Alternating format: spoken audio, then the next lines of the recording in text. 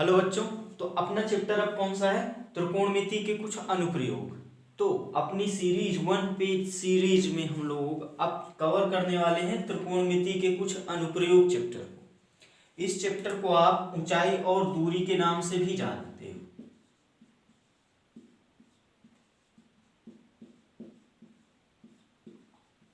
ठीक, height and distance के नाम से भी जानते हो।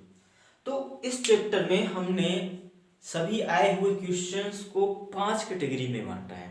ठीक है, और उन पांचों टाइप्स को हम लोग देखेंगे, अपना चैप्टर हो जाएगा कंप्लीट। उससे बाहर क्वेश्चन नहीं आएगा, ना ही आया है।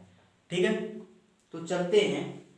हम लोग पहले टाइप की कैटेगरी में रखे हैं। पहले टाइप में उन क्वेश्चंस को रखे हैं जिसमें उन्नयन कोण की बातें की गई हैं।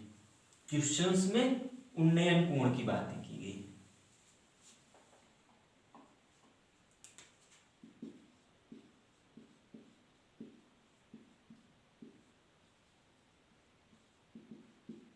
दूसरे टाइप में हमने उन क्वेश्चंस को रखा है जिसमें दो उन्नयन कोणों की बातें की गई है। सवाल में आपको दो उन्नयन कोण मिल जाएंगे।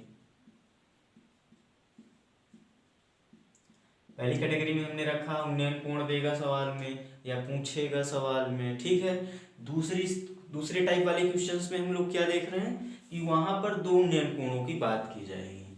तीसरे टाइप में हम देखेंगे अवनमन कोण से संबंधित क्वेश्चन।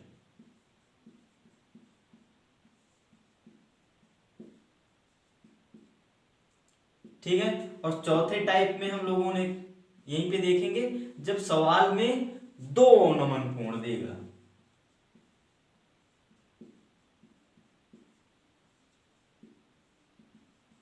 पांचवें टाइप में हम लोग देखने वाले हैं अब उन्नमन कोण और अवनमन कोण दोनों एक साथ देगा। उन्नयन कोण और उन्नमन नहीं, उन्नयन कोण, उन्नयन और अवनमन दोनों कोण एक साथ देगा।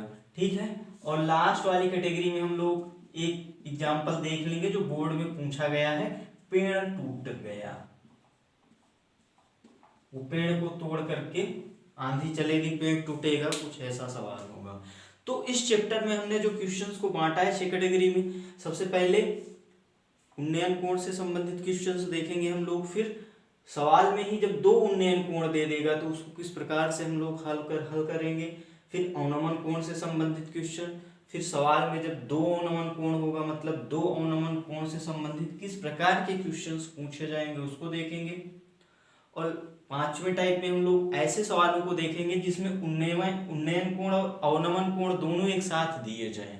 और लास्ट में हम एक एग्जाम्पल करेंगे पेड़ टूटने वाला। ठीक है, तो इसको कॉपी कर लो, हम चलते हैं आगे।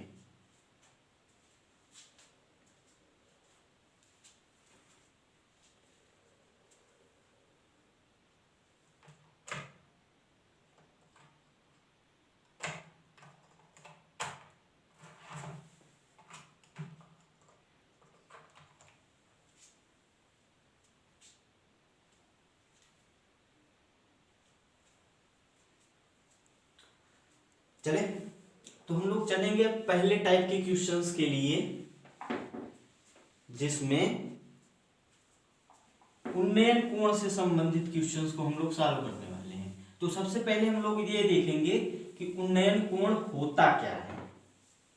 उन्नयन कोण होता क्या है।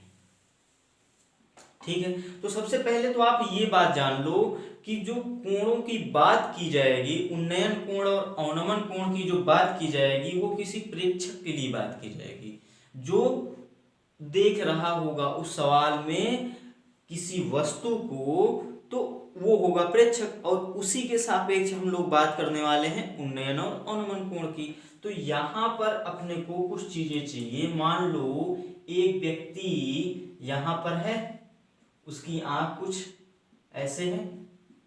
ठीक, आप आंख फिजिक्स में पढ़ चुके हो, मान लो ऐसी कुछ आंख है। अब आंख से एक सीधी रेखा खींचेंगे क्षैतिज दिशा में।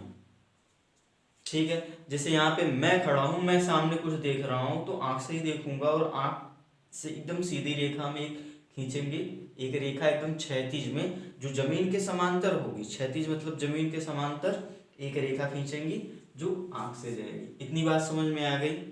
अब हमको दो स्थितियां मिलने वाली हैं, या तो हम किसी ऊपर वस्तु को देखेंगे, ऊपर स्थित वस्तु को देखेंगे, और या तो किसी नीचे स्थित वस्तु को देखेंगे हम लोग। इतना तो समझ में आ रहा होगा आपको, है ना। एक साथ यहीं पे दोनों अवनमन और उन्नमन कोण को समझा देते हैं, फिर क्वेश्चंस हम लोग करेंगे अलग अलग।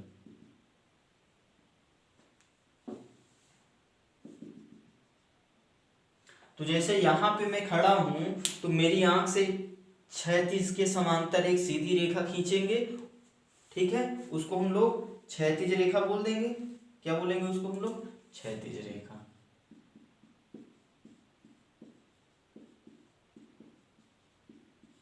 इतनी बात समझ में आई।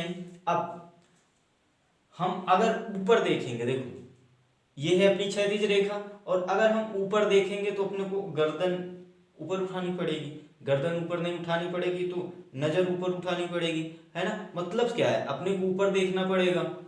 अगर किसी वस्तु को जो क्षैतिज से हमारे आंख के समांतर जो हम क्षैतिज रेखा खींचे हैं, अगर उससे ऊपर वस्तु स्थित है तो अपने को गर्दन उठानी पड़ेगी। तो मान लो यहां पर कोई वस्तु स्थित है, यहां पर कोई वस्तु है स्थित ए, तो इस वस्तु को देखने के लिए ये कोई प्रेक्षक होगा, तो इस प्रेक्षक को अपनी आंख ऊपर उठानी पड़ेगी। तो अब क्षैतिज के साथ इसको हम लोग पहले बोल देते हैं दृष्टि रेखा। क्या बोलते हैं इसको? दृष्टि रेखा। दृष्टि रेखा कौन सी रेखा होती है? जो आंख से हम लोग प्रेक्षक की आंख से वस्तु को मिलाने वाली जो रेखा होती है वो होती है दृष्टि रेखा। तो अब ये जो दृष्टि रेखा और क्षैतिज रेखा के बीच जो कोण बनता है वही होगा अपना उन्नयन या अवनमन। क्योंकि यहां अगर इस वस्तु को हम लोग देखेंगे, ये कोई वस्तु बी होगी, तो यहां भी अपने को, अगर मैं नीचे कोई वस्तु को देखूंगा तो अपने को गर्दन या आंख को नीचे झुकाना पड़ेगा। तो यहां इस आंख से उस वस्तु को मिलाने वाली रेखा यहां भी दृष्टि रेखा ही कहलाएगी, और यहां भी दृष्टि रेखा और क्षैतिज रेखा के एक बीच एक कोण बनेगा। अब अगर इस कोण को हम θ1 बोल दें, इस कोण को हम θ2 बोल दें, तो जब गर्दन उठाने से जो कोण बनता है, प्रेक्षक यदि अपनी गर्दन उठाकर या ऊपर देख रहा है किसी वस्तु को, तो वहां जो कोण बनता है उसको हम लोग बोलते हैं उन्नयन कोण। और यदि गर्दन झुकाकर, नजर झुकाकर किसी वस्तु को देख रहा है, ये क्षैतिज रेखा हो गई, इससे नीचे नजर करके किसी वस्तु को देख रहा है, तो वो कोण जो बनेगा वो बनेगा अवनमन कोण। इतनी बात समझ में आई? ये कॉपी कर लो। उन्नयन और अवनमन कोण में अंतर समझ लेना, और ये होते क्या है, यहां गलती नहीं होनी चाहिए। मेन काम अपना उन्नयन और अवनमन कोण ही पकड़ना है। कर लो कॉपी। कर लिया?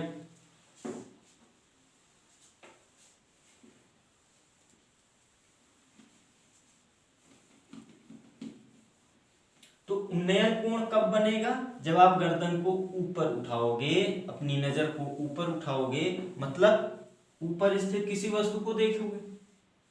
और इसी के विपरीत अवनमन कोण बनेगा जब आप नजर नीचे झुकाओगे, गर्दन को नीचे झुकाओगे। तो अब करते हैं क्वेश्चन, और पहला क्वेश्चन पढ़ो आप।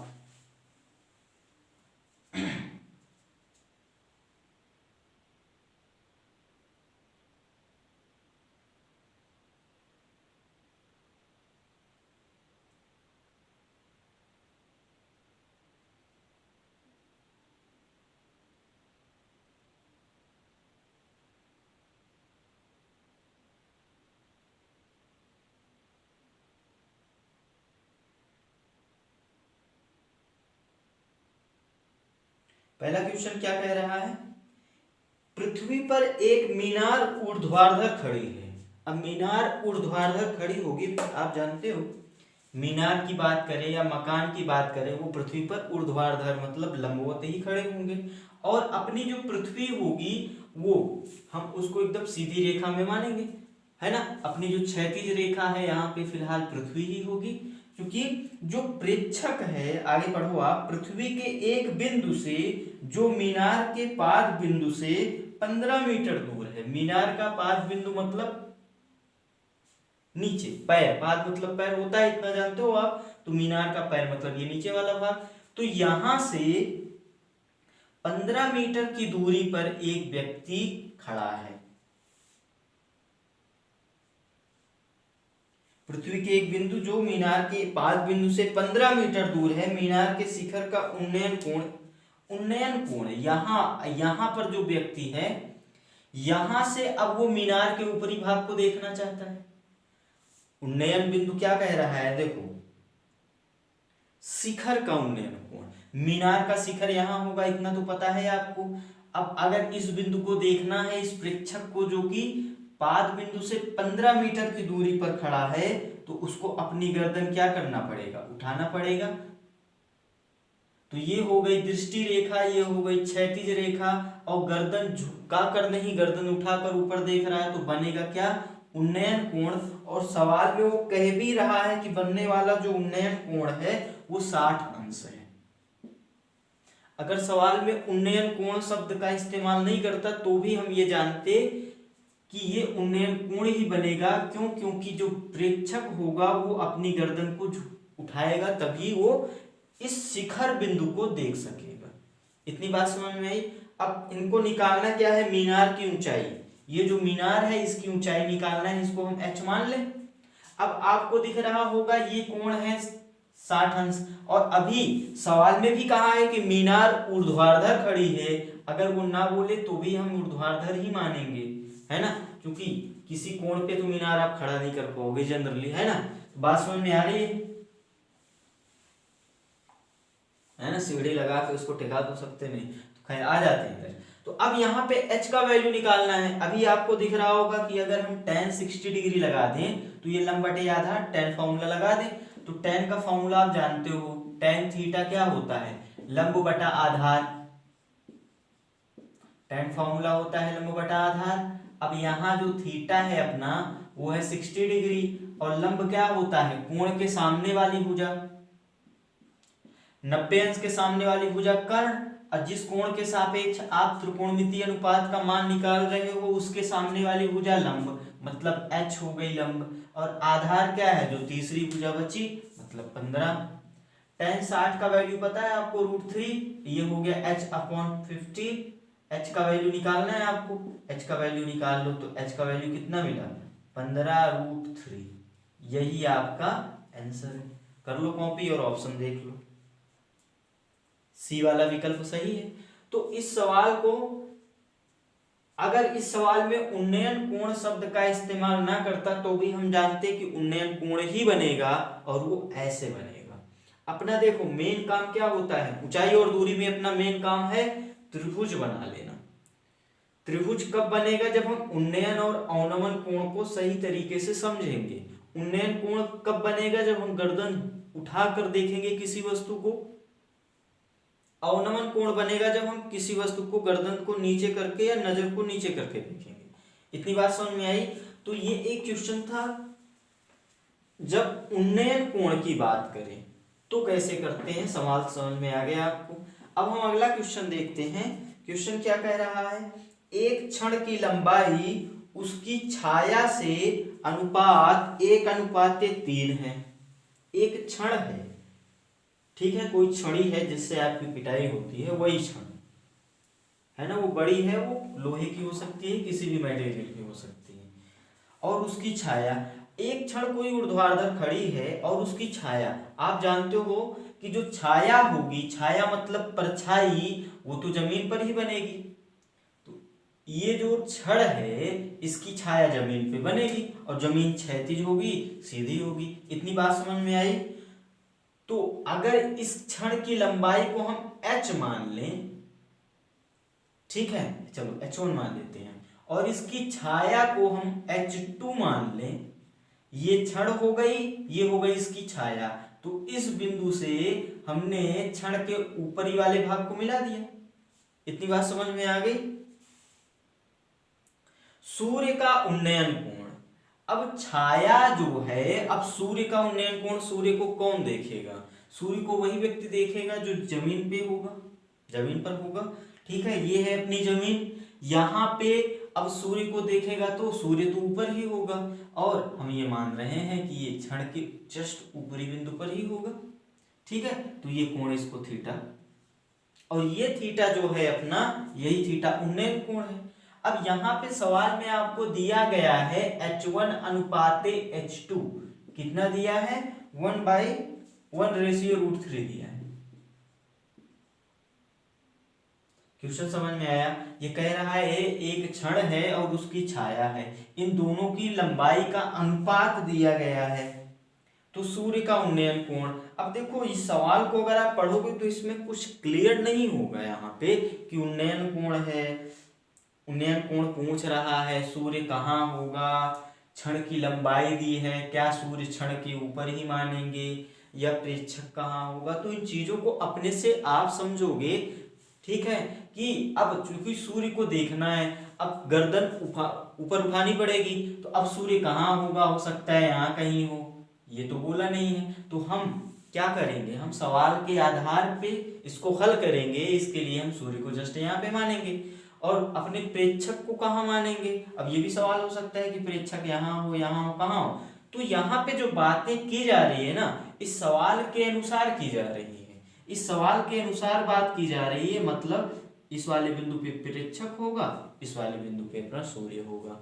तो अब अपने को निकालना क्या है? उन्नयन कोण मतलब थीटा निकालना है। अब देखो यहाँ पर ये वैल्यू दी गई है, तो यहाँ से आप H1/H2 तो लिख ही सकते हो, ये हो जाएगा 1/√3। अनुपात वाले कॉन्सेप्ट से इतना पता है आपको। अब यहाँ पर अगर हम tan थीटा लगा दें, तो tan थीटा क्या होता है? लंब बटा आधार, मतलब H1/H2। तो अब यहां से मिलेगा क्या अपने को? H1/H2 वहां पे अपने को पता है 1/√3, और 1/√3 कितने कोण का मान होता है? 30 अंश का मान। बस निकल गया, कैलकुलेट कर लो जल्दी से। तो थीटा कितना मिल गया? 30 अंश। और ये थीटा क्या है अपना? उन्नयन कोण। किसके लिए? सूर्य के लिए। कर लो कॉपी।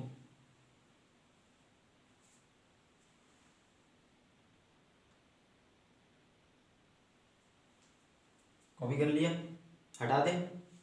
बहुत ही सरल सवाल पूछे जाते हैं ऊंचाई और दूरी से, बहुत सरल।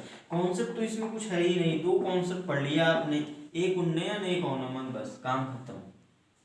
ठीक है, क्वेश्चन पढ़ो। कह रहा है मीनार है, मीनार मतलब कोई बिल्डिंग है, उसकी ऊंचाई है 20 मीटर। ये जो H1 है ना, उसकी ऊंचाई चलो H मान लेते हैं, वो अपने को पता है 20 मीटर। जमीन पर बनने वाली इसकी छाया की लंबाई, अब ये मीनार है तो इसकी छाया बनेगी जमीन पे, और वो कह भी रहे हैं छाया बन रही है, और उसकी जो छाया की लंबाई है वो है 20√3। हमने छाया को कितना मान लिया? x। ये मीनार का पाद बिंदु है, समझ गए आप? पाद बिंदु क्या? पैर, मीनार का पैर, पाद मतलब पैर होता है। पैर कहाँ होगा? जमीन पे होगा। पैर जमीन पे होने भी चाहिए। सूर्य का उन्नयन कोण निकालना है अपने को। अब फिर से सूर्य का उन्नयन कोण बता रहा है, तो जो भी सूर्य को देख रहा होगा वो कहीं से भी देख सकता है, लेकिन हम बात करने वाले हैं सवाल के आधार पे, तो थोड़ा सोचेंगे हम कि ऐसा है, ये वैल्यू दी है, ये वैल्यू दी है, तो कुछ इसी कोण की बात कर रहा होगा, मतलब प्रेक्षक यही होगा, सूर्य यही होगा, तभी वो देखेगा, तभी यहाँ से हम थीटा निकाल सकते हैं। नहीं पता चला, आप अपने घर से देख रहे हो सूर्य को, तो कैसे बता पाओगे उन्नयन को? है ना, बात समझ में आ रही है? क्योंकि सूर्य को तो कोई कहीं से देख सकता है। तो यहाँ पे सवाल के आधार पे सोचना है अपने को। तो अब क्या, बस वही फॉर्मूला लगाओ tan का, यहाँ पे मिला जुला के बस एक ही फॉर्मूला लगना है बार बार, tan थीटा। तो यहाँ पे हम लोग थीटा लगा दें। tan थीटा क्या होता है? लंब बटा आधार, मतलब 20 बटा, अब सीधा कैलकुलेशन करते हैं, बार बार वही फॉर्मूला लिखने की क्या आवश्यकता है? आप जरूर लिखोगे क्योंकि आपको बोर्ड का पेपर देना है, आपकी प्रैक्टिस होनी चाहिए। तो यहाँ से अब ये क्या कटेगा? 20 से 20 कटेगा, 1/√3 फिर आ गया। आपको पता है कि 1/√3 tan 30 अंश का मान होता है, तो यहाँ से थीटा कितना मिल गया? 30 अंश मिल गया। मतलब सूर्य का उन्नयन कोण कितना है? 30 अंश। किसके लिए उन्नयन कोण? जो यहां से खड़ा होकर देख रहा है, आपके लिए नहीं। आगे बढ़ो। अब हम उन क्वेश्चंस को देखने वाले हैं जिसमें अपने को दो उन्नयन कोण मिलेंगे। इन क्वेश्चंस में हमने सिर्फ एक उन्नयन कोण को देखा और एक उन्नयन कोण देखते ही हमने tan लगाया, tan का फॉर्मूला लगाया, वहां से अपनी कैलकुलेशन की। अब हम ऐसे सवालों को करने वाले हैं, हम दूसरे टाइप पे पहुंच चुके हैं जहां पे सवाल को हम पढ़ेंगे, समझेंगे, देखेंगे तो अपने को पता चलेगा कि सवाल में दो उन्नयन कोणों की बात की जा रही है। सवाल में क्या बात की जा रही है? दो उन्नयन कोणों की। सवाल पढ़ो। कह रहा है मीनार के आधार से ए और बी दूरी पर एक ही सरल रेखा में स्थित दो बिंदु। पहले मीनार बनाओ। आप सवाल कैसे करोगे? एक एक शब्द पढ़ते जाओ और उसका यहाँ पे रफ डायग्राम बनाते जाओ। तो सवाल मीनार बना लिया हमने। अब मीनार एक क्षैतिज रेखा जिसको हम पृथ्वी बोलेंगे, यहाँ पे मीनार पृथ्वी पर ही खड़ी होगी, ठीक है। सरल रेखा में स्थित दो बिंदु P और Q से देखने पर A और B दूरी पर है P और Q। आधार से A और B दूरी पर एक ही सरल रेखा में स्थित P और Q। P और Q दो बिंदु है। P है A दूरी पर, Q है B दूरी पर। कहां से दूरी ले रहा है? ध्यान रखना, मीनार के आधार से। मीनार का आधार मतलब ये मीनार का पाद बिंदु, मतलब ये वाला बिंदु। तो यहां से A दूरी पर P है और यहीं से B दूरी पर Q है। इतनी बात समझ में आई। अब कह रहा है P और Q से देखने पर मीनार के ऊपरी सिरे के उन्नयन कोण। ऊपरी सिरा ये होगा मीनार का। अब यहां से अगर P और Q से आप ऊपरी सिरे को देखोगे तो आपको गर्दन उठानी पड़ेगी। बनेगा कौन सा कोण? उन्नयन कोण। खैर यहाँ सवाल में भी बोल रहा है कि उन्नयन कोण। अगर वो ना बोलता तो भी हम जानते कि कौन सा कोण बनेगा? उन्नयन कोण। इतनी बात समझ में आई। अब इससे भी मिला दो। उन्नयन कोण कोटिपूरक है। कोटिपूरक कोण जानते हो आप? कोटिपूरक दो कोण ऐसे कोण कोटिपूरक कोण कहलाते हैं जिनके कोणों का योग कितना होता है? 90 अंश। संपूरक कोण में योग कितना होता है? 180 अंश। त्रिकोणमिति वाले चैप्टर में हम एक क्वेश्चन किए थे, है ना। त्रिकोणमिति वाले में नहीं किए थे, हम रैखिक समीकरण वाले में किए थे। कोटिपूरक कोणों का योग कुछ दिया था x + y, है ना। तो एक कोण हमने थीटा माना तो दूसरा 180 - थीटा हो गया था। यहाँ कोटिपूरक है मतलब दोनों का योग कितना होता है? 90 अंश। तो अगर इस वाले कोण को हम थीटा मान लें तो ये वाला कोण कितना हो जाएगा? 90 - थीटा। आप चाहो तो इसको थीटा मान लेना तो ये 90 - थीटा हो जाएगा। क्यों? क्योंकि दोनों कोण क्या है? कोटिपूरक है। बात समझ में आई। आपको ये चीजें लिखनी पड़ेंगी। क्या लिखोगे आप? कि बिंदु P का उन्नयन कोण थीटा है। माना बिंदु P का उन्नयन कोण थीटा, तो बिंदु बिंदु Q का उन्नयन कोण बराबर 90 - थीटा, क्योंकि बिंदु P और बिंदु Q के उन्नयन कोण कोटिपूरक कोण हैं। इतना लिखना है आपको। बात समझ में आई। आगे चले। निकालना क्या है अपने को? मीनार की ऊंचाई को सिद्ध करना है √A × B। ठीक है, आपने डायग्राम बना लिया। अब मीनार की ऊंचाई जो ये है उसका मान निकालना है AB के बराबर। मतलब आप मान निकालो, AB के बराबर आ जाएगा तो सिद्ध हो जाएगा।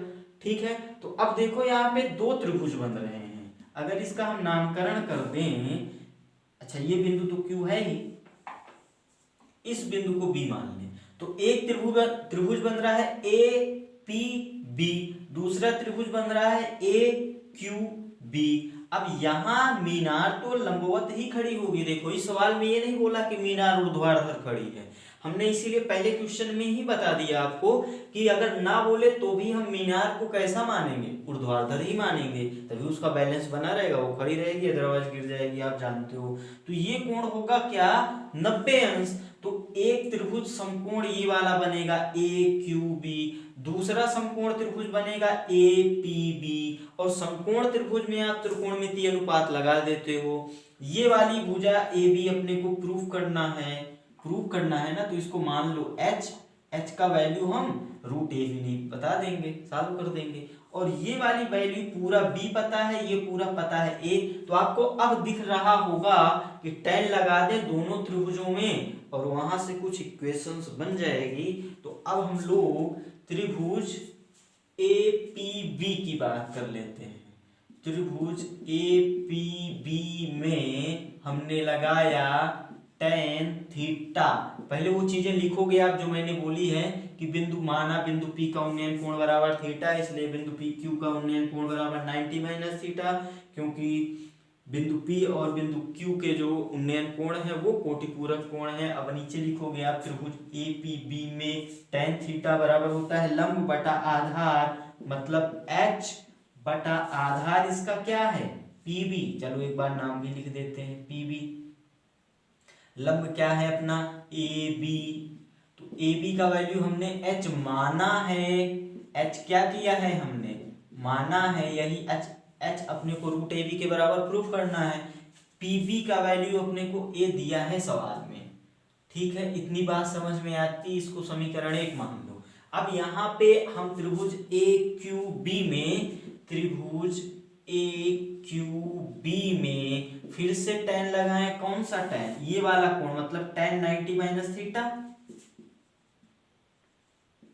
tan थीटा लगाते हैं, लेकिन यहाँ का थीटा क्या है 90 माइनस थीटा, कुछ भी हो अपने को क्या लेना देना, कोई सा कोण हो, जो कोण होता है अल्फा बीटा गामा हम लगाते हैं, यहाँ 90 माइनस थीटा है तो 90 माइनस थीटा लिख देंगे, इज इक्वल टू क्या लिखेंगे, लंब अभी भी AB ही है अपना, और आधार बदल गया, अब क्या हो गया BQ हो गया। तो AB का वैल्यू अभी भी h है और BQ का वैल्यू कितना है B। इसको अभी थोड़ा और सॉल्व कर रहे होगे आप, दिख रहा होगा आपको। tan 90 माइनस थीटा का कॉन्सेप्ट क्या होता है cot थीटा, थीटा मतलब ये थीटा और ये हो गया h अपॉन b, इसको समीकरण 2 मानो। अब आप त्रिकोणमिति में एक फॉर्मूला पढ़ के आए हो कि tan theta into cot theta बराबर 1, मतलब इन दोनों का गुणा कर दो तो ये वाला वैल्यू, ये वाले दोनों पद 1 हो जाएंगे, तो यहाँ HAB में रिलेशन आ जाएगा। तो इसको सॉल्व करो, ये डायग्राम बनाओ, फिर हम इधर सॉल्व करते हैं। आपको क्या करना है, समीकरण 1 और 2 का गुणा कर दो। क्यों पता चला आपको, कैसे पता चला, क्यों कर रहे हो गुणा, क्योंकि आपको tan इंटू कॉट का गुणनफल पता है 1 होता है, आप जानते हो ना, नहीं जानते हो तो अब लिख भी लेना, tan theta into cot theta का वैल्यू 1 होता है। क्यों होता है, क्योंकि कॉट थीटा को आप 1/tan थीटा लिख सकते हो और ये tan थीटा है ही, तो ऊपर नीचे से कट जाएगा तो एक ही तो मिलेगा, इसको नोट करके लिख लेना, छोटी छोटी कैलकुलेशन है, मिलती जाएगी, हम आपको नोट कराते जाएंगे। अब यहाँ पे हमने क्या किया, समीकरण 1 में समीकरण 2 का गुणा कर दिया, तो गुणा करोगे तो LHS का LHS में, RHS का RHS में, तो इधर मिलेगा tan theta into cot theta, उधर मिलेगा क्या h upon a into h upon b। अब यहाँ आप जानते हो कितना हो जाएगा 1, तो ये मिल जाएगा कितना h स्क्वायर अपॉन ab। आपको निकालना क्या है, h का वैल्यू, h माने थे आप, तो h बराबर क्या मिलेगा AB, इधर h स्क्वायर बराबर AB, तो h कितना मिल गया आपको √AB, यही तो सिद्ध करना था, कर दिया आपने। इसके आगे लिख लो इति सिद्धम, सिद्ध कर दिया आपने, कर लो कॉपी। तो इस सवाल में क्या दिया गया था, 2 उन्नयन कोण दिए थे, एक बार उन्नयन कोण थीटा तो दूसरी बार 90 माइनस थीटा, क्योंकि दोनों उन्नयन कोण कोटिपूरक थे। अगर यहीं पे बोलता है दोनों कोटिपूरक की बजाय संपूरक बोल देता तो एक को हम थीटा मानते तो दूसरा 180 माइनस थीटा होता। हो सकता है सवाल में वो थीटा और 90 माइनस थीटा का कुछ मान भी दे देते, कहता है एक बिंदु का उन्नयन कोण 30 है, दूसरे का 45 है, तो बताओ। अभी हम आगे क्वेश्चंस करेंगे, ऐसे मिलने ही वाले हैं आपको।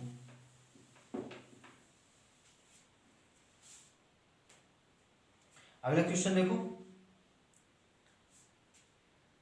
कह रहा है एक वायुयान का जमीन पर स्थित किसी एक बिंदु A से उन्नयन कोण 60 अंश है। यहां कहीं मान लो वायुयान है, हवाई जहाज है, अब इसका उन्नयन कोण है कितना, ये जमीन है अपनी, अनिवार्य में है। तो यहाँ पे कह रहा है एक बिंदु ए है, उसका उन्नयन कोण कितना है 60 अंश। अरे जमीन से आप देखोगे जहाज को तो गर्दन उठानी पड़ेगी, मतलब उन्नयन कोण ही बनेगा। वो सीधा ऐसे बोल देता कि जमीन से देखने पर कोण बनता है 60 अंश। तो ये अपने से समझ में आना चाहिए था, ये डायग्राम बनाना चाहिए था, तभी तो पता चलेगा उन्नयन कोण। आगे कह रहा है 15 सेकंड उड़ने के बाद उन्नयन कोण बदलकर 30 अंश हो जाता है। अब देखो हवाई जहाज उड़ रहा है, तो जब भी हवाई जहाज आप उड़ाओ पूरी फिजिक्स में, यहाँ तो आप मैथमेटिक्स पढ़ रहे हो, पूरी फिजिक्स में या कहीं भी जब आप हवाई जहाज उड़ाओगे, जब हवाई जहाज उड़ेगा तो वो सरल रेखा में, सीधी रेखा में उड़ता हुआ मानेंगे। तो हवाई जहाज यहाँ पे था, अभी ऊपर मत उड़ाना आप कि ऐसे उड़ा दो, ऐसे उड़ा दो, ऐसे उड़ा दो, नहीं, अपने को एकदम सीधी रेखा में उड़ाना है हवाई जहाज, एकदम क्षैतिज के समांतर रेखा में, ये ध्यान रखना है आपको। बात समझ में आ गई आपको? अब हवाई जहाज यहाँ पे था, यहाँ से यहाँ पे पहुंच गया। अब ये समझ लेना, ये जो बिंदु बनाया है मैंने, ये हवाई जहाज है, ठीक है। बदलकर उन्नयन कोण 30 अंश हो जाता है। 15 सेकंड लगते हैं इसको यहां से यहां जाने में, 15 सेकंड लगते हैं, ये सेकंड लिखा है ना। और उन्नयन कोण हो जाता है 60 अंश। देखो वो ये नहीं कह रहा है कि प्रेक्षक भी चल रहा है, क्या हो रहा है, कुछ नहीं, सीधा सीधा कह रहा है उन्नयन कोण 30 हो जाता है, सॉरी हाँ 30 हो जाता है। मतलब अभी भी उन्नयन कोण की कैलकुलेशन वो यहीं से कर रहा है। अगर यहां से नहीं करता तो बताता है स्पेशली कि अब उन्नयन कोण कहां से ले रहे हैं, कुछ नहीं कह रहा है, मतलब यहीं से उन्नयन कोण ले रहे हैं। इतनी बात समझ में आई? ये पूरा कोण 60 अंश है, ध्यान रखना। अब यहां से उन्नयन कोण के लिए फिर इन दोनों को मिला दो तो ये हो जाएगी दृष्टि रेखा, और दृष्टि रेखा और क्षैतिज रेखा के बीच का कोण ही तो होगा क्या, उन्नयन कोण। यहाँ पे गर्दन उठा रहे हो इसलिए उन्नयन कोण, अभी गर्दन नीचे करते तो अवनमन कोण। ये वाला जो कोण बन रहा है ना, अब कितना मिल रहा है 30 डिग्री। पहले कितना था पूरा 60 डिग्री, ये पूरा कितना है 60। अब कितना हो गया उन्नयन कोण 30। सवाल कह रहा है यदि वायुयान 1500√3 मीटर की एक निश्चित ऊंचाई पे उड़ रहा है। देखो सवाल में भी कह रहा है एक निश्चित ऊंचाई, मतलब ऊंचाई वो परिवर्तित नहीं कर रहा है, सीधी रेखा में ही उड़ रहा है। अगर वो ना बोले तो भी आपको ये चीजें समझनी है। मतलब ये वाली जो ऊंचाई है, ये वाली ऊंचाई वो बराबर है, और किसके बराबर है 1500√3 के। मीटर में दिया है, तो कह रहा है चाल निकालना है किलोमीटर प्रति घंटा में। आपको क्या निकालना है, चाल। तो यहां पर एक बात ये भी समझना है आपको, आप ये जानते हो जब चूंकि आप 10th में हो ना, तो 9th और 10th की ही फिजिक्स पढ़ी है आपने, तो वहां आप चाल में परिवर्तन भी देखते हो, तभी तो त्वरण आता है। तो यहाँ पे चाल पूछा है और कुछ भी बातें नहीं कर रहा है वो कि हेलीकॉप्टर की स्पीड बढ़ रही है, घट रही है, कुछ भी नहीं बोला है, मतलब चाल उसकी नियत ही मानना है, ठीक है। खैर यहाँ तो एक बिंदु से दूसरे बिंदु की ही बात कर रहा है, त्वरण नहीं दे रहा है, तो एक ही चाल होगी। अभी आगे जब क्वेश्चंस पढ़ेंगे तो वहां पर भी ये बात को ध्यान रखेंगे हम लोग कि चाल नियत की ही बात करेंगे, ठीक है। अब आ जाओ यहाँ पे, देखो सवाल आपको समझ में आ गया कि पहले हवाई जहाज का जो उन्नयन कोण था 60 अंश था, फिर 15 सेकंड वो उड़ा और उसका उन्नयन कोण हो गया 30 अंश। आपको निकालना क्या है, उसकी चाल। क्योंकि यहां से यहां पहुंचा है, बिंदु ए से बिंदु बी पर पहुंचा है, अगर हेलीकॉप्टर जहाज है, जहाज तो वो किसी चाल से उड़ा होगा, किसी चाल से गया होगा, तभी तो ये आपको चाल निकालना है। अब इस दूरी को हम कुछ मान लें, x मान लें, और इतना समझना, देखो इस दूरी को मान लें क्या, y। इस बिंदु से इस बिंदु की दूरी को हमने मान लिया प्रारंभिक वाली स्थिति, ये प्रारंभिक का ये जो बिंदु होगा, पाद बिंदु होगा, उसकी दूरी हमने y मान लिया।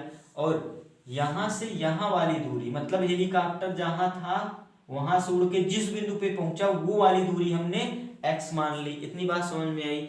आप चाल का फॉर्मूला जानते हो, चाल बराबर दूरी बटा समय होता है, ठीक है। अब समय दिया है, दूरी हमने मान लिया, तो चाल क्या हो जाएगा, दूरी बटा समय, दूरी बटा समय, समय पता है, दूरी यदि पता चल जाए, देखो अपने पास चाल का फॉर्मूला है, चाल बराबर दूरी बटा समय। दूरी को हमने x माना, समय हमको पता है 15 सेकंड।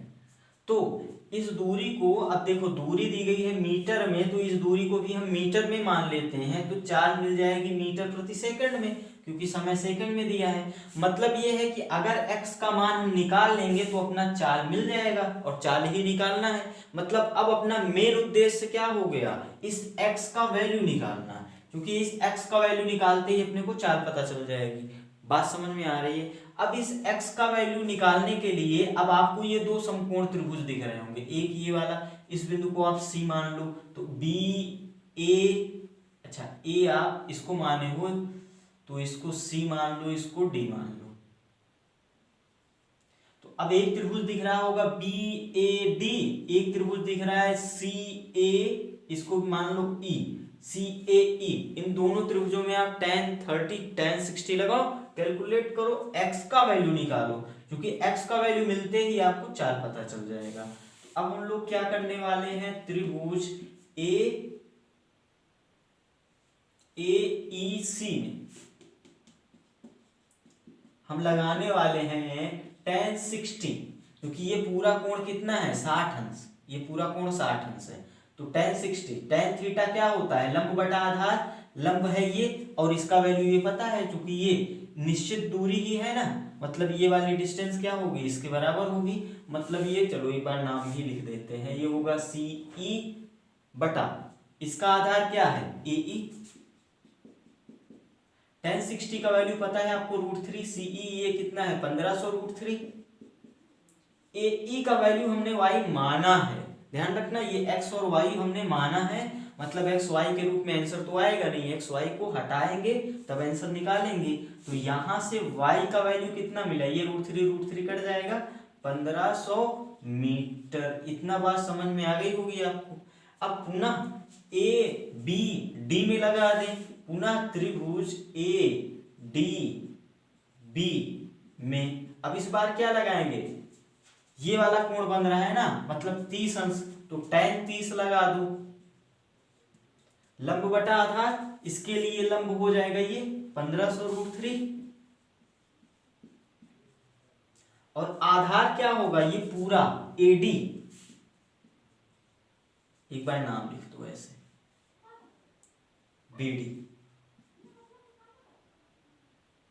BD का वैल्यू पता है 1500√3, AD का वैल्यू क्या होगा AE प्लस ED, मतलब क्या x प्लस y।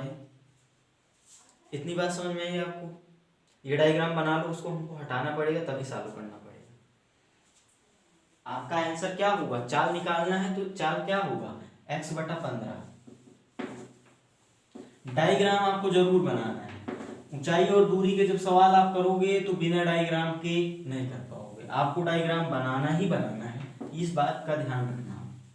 अब यहां पर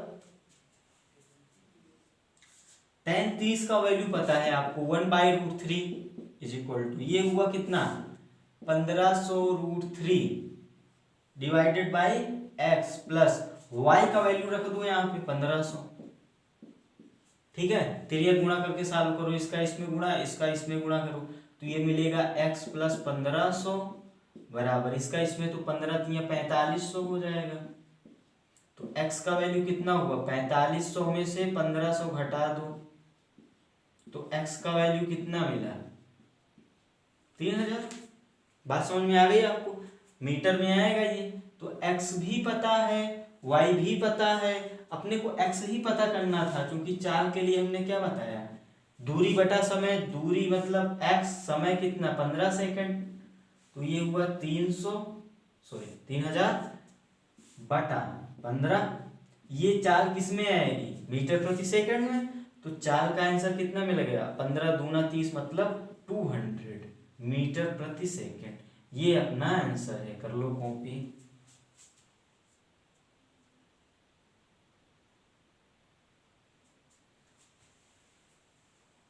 सवाल समझ में आ गया आपको क्या करना था, ठीक है। हम डायग्राम बनाएंगे क्वेश्चन के आधार पे और करेंगे। तो अभी हम कौन से टाइप को देख रहे हैं, जहां पर दो उन्नयन कोण देगा। देखो इस सवाल में भी दो उन्नयन कोण मिला अपने को, पहले 60 अंश, फिर उन्नयन कोण बदल गया। उन्नयन कोण बदला क्यों? क्योंकि ये जो जहाज था ये उड़कर कुछ दूरी पे चला गया। आगे चले, अगला सवाल करें।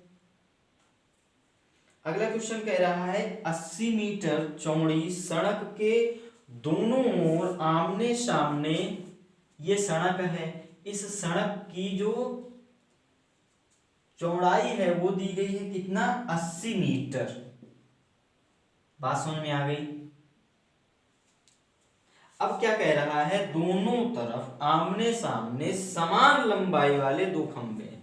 ये सड़क के दोनों किनारे हैं, एक किनारा ये है, एक किनारा ये है। इन दोनों किनारों पे समान लंबाई के खंभे खड़े हैं। अब खंभे कैसे खड़े होंगे, लंबवत खड़े होंगे। इतनी ही लंबाई का दूसरा खंभा खड़ा है इस बिंदु पे, ठीक है। खंभे कैसे खड़े होंगे, लंबवत। समान लंबाई के मतलब इसको यदि हम h मानेंगे तो ये भी h ही होगा। इन दोनों खंभों के बीच सड़क के एक बिंदु से, इनके बीच सड़क पर एक बिंदु है। खंभों के शिखर के उन्नयन कोण, अब खंभे का शिखर इस वाले का ये है, इस वाले का इस ये है। अब इस बिंदु से अगर आप खंभे के सिरे को देखोगे तो गर्दन उठानी पड़ेगी, तो कौन सा कोण बनेगा, उन्नयन कोण। और सवाल में वो उन्नयन शब्द का इस्तेमाल कर भी दिया है, आपको ज्यादा सोचना भी नहीं है।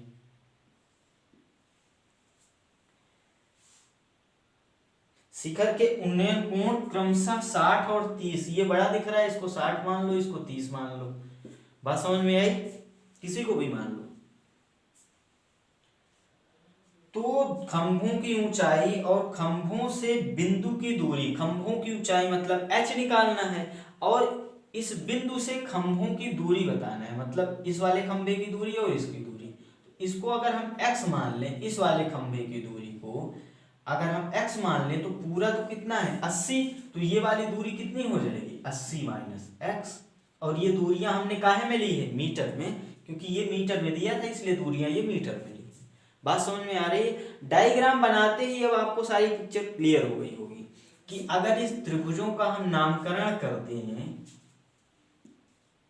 तो आपको दो त्रिभुज दिख रहे होंगे, ए सी बी और सी डी ई। दोनों में tan लगाना है, एक बार tan 60, एक बार tan 30, काम हो जाएगा अपना। तो हम सबसे पहले त्रिभुज ए बी सी में tan 30 सॉरी क्या tan 60 लगाएंगे।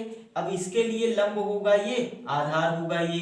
लंब क्या होगा अपना ए बी, आधार क्या होगा अपना बी सी। ए बी को हमने h माना और बी सी को हमने x माना। अब यहाँ पे tan 60 होता है √3, तो ये मिला h/x। चाहे इसको समीकरण 1 मान लो यहाँ पे, या x के रूप में चाहे कैलकुलेट कर लो, चलो पढ़ा रहने दो, चलो कर ही लेते हैं। वहां से x का वैल्यू रख देंगे, या h ही निकाल लो आप, √3x। बात समझ में। पुनः उस वाले त्रिभुज में, किसमें, सी ई डी में फिर से क्या लगाओ आप, tan 30 लगाओगे। उसमें क्या होगा, लंब उसके लिए क्या है DE, आधार क्या है CE। DE का वैल्यू h है और उसका वैल्यू क्या है 80 माइनस x। अब tan ये कितना होता है √3, 1/√3 होता है ये, तो ये मिल जाएगा h/80 माइनस x। अब यहां से भी h का वैल्यू निकालो आप, तो h का वैल्यू कितना मिलेगा, ये इस यहाँ पे मल्टीप्लाई हो जाएगा, मतलब 80 माइनस x और पूरे में बटा √3। इसको समीकरण मान लो आप 2। इतनी बात समझ में आ गई। अब दो समीकरण हैं, इन दोनों समीकरणों का LHS जो है h बराबर है, तो दोनों का RHS भी बराबर होगा। तो RHS को बराबर करके सॉल्व कर लो, उसको डायग्राम बना लो, हम हटा दें, सॉल्व करें।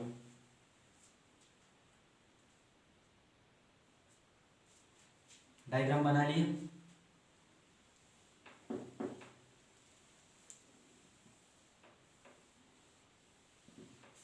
आ जाते हैं।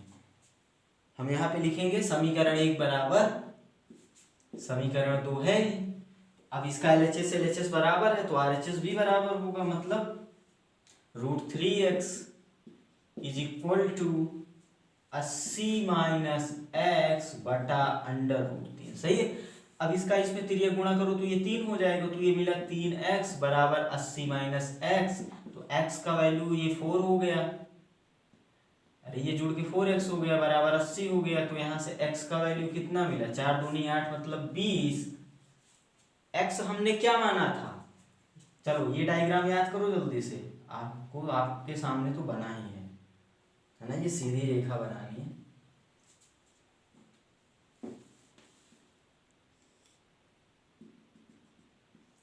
ये बिंदु माने थे हम बीच में, और इस वाले खंभे से बन रहा था 60 और इस वाले खंभे से बन रहा था 30, है ना। पहले 60 ही तो बना रहा था, पहले 60 बना रहा था। ये वाली दूरी हमने x मानी थी तो ये हो गया था 80 माइनस x। अगर ये 20 आ गया, ये वाली दूरी 20 आ गई तो ये कितना हो जाएगी, 80 माइनस 20 मतलब 60। इसको आप खंभा नंबर 1 बोल दो, इसको आप खंभा नंबर 2 बोल दो, तो आप क्या बोलोगे, ये नाम भी लिख देना, ये खंभा 1 ये खंभा 2, है ना। आप जितना सुंदर प्यारा अच्छा लिखोगे वैसे ही नंबर मिलेंगे। तो लिखो, तो सबका नामकरण कर दो, ये खंभा 1 खंभा 2। अब आप आंसर क्या लिखोगे, आप बोलोगे एक तो खंभे की ऊंचाई निकालनी थी, तो चलो h भी बता दो आप, खंभे की ऊंचाई निकालनी थी ना, h का फॉर्मूला तो पढ़ा आपने, फॉर्मूला नहीं ये value h is equal to √3x, किसी भी एक में रख दो, हम उसी में रख देते हैं। तो ये हो गया √3 × 20 मतलब कितना, 20√3। तो एक आंसर तो ये आ गया। खंभे की ऊंचाई कितनी है, 20√3, दोनों खंभों की ऊंचाई क्योंकि समान ऊंचाई के हैं ये, तो 20√3। दूसरा आंसर पूछा था कि बिंदु की खंभों से दूरी, तो इस बिंदु की पहले खंभे से दूरी क्या 20 मीटर, दूसरी खंभे से दूरी क्या 60 मीटर। कर लो कॉपी।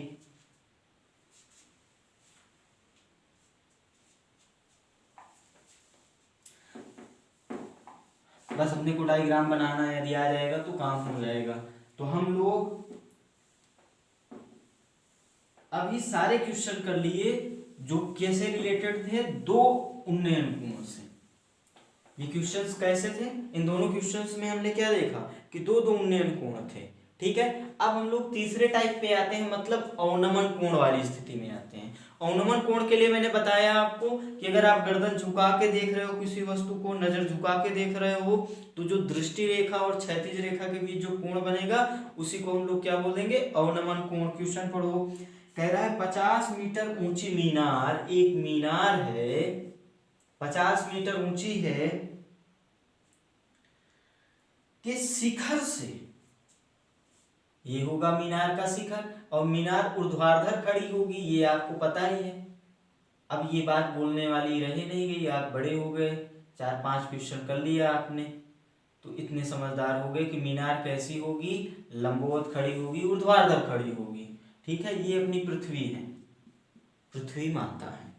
आगे कह रहा है 50 मीटर है ये, इसकी ऊंचाई दी है कितनी, 50 मीटर। कह रहा है शिखर से पृथ्वी पर एक बिंदु का अवनमन कोण, शिखर से पृथ्वी पर एक बिंदु मान लो A का अवनमन कोण। अब देखो अवनमन कोण हमने क्या बताया, दृष्टि रेखा पकड़ो, ये हो गई ना दृष्टि रेखा। आप मीनार के ऊपर बैठ जाओ यार, सवाल कह रहा है मीनार का शिखर बिंदु, जहां से देखना कह रहा है सवाल, जहां से भी सवाल कह रहा है वहीं पे जाके बैठ जाओ। अभी हम लोग नीचे से देख रहे थे भाई, नीचे से देखेंगे तभी तो सूर्य को देखेंगे, तो उन्नयन कोण बन रहा था। अब कह रहा है मीनार के शिखर से पृथ्वी पर एक बिंदु, आप पृथ्वी पर एक बिंदु को देख रहे हो, कहां से देख रहे हो, शिखर से देख रहे हो, तो जाके शिखर पे बैठ जाओ। आप शिखर पे बैठ गए। अब शिखर पे बैठते ही आपको दो लाइन चाहिए, एक चाहिए क्षैतिज रेखा, दूसरी चाहिए दृष्टि रेखा। क्षैतिज रेखा कहां से मिलेगी, कौन सी रेखा, जो आंख से जाएगी, आंख से, और पृथ्वी के समांतर होगी, मतलब जो तल मिलेगा अपने को उसके समांतर होगी। तो अब यहाँ पे खड़े हो आप, यही आपकी यहीं पर आंख होगी, तो इसके समांतर, ये पृथ्वी के समांतर एक रेखा जाएगी जो आंख से होगी, ये होगी अपनी क्या, दृष्टि रेखा। ये ध्यान रखना है, ये तो पकड़ना है अपने को। अपने को दो लाइन चाहिए, एक दृष्टि रेखा, दूसरी क्षैतिज रेखा। सॉरी ये क्षैतिज रेखा।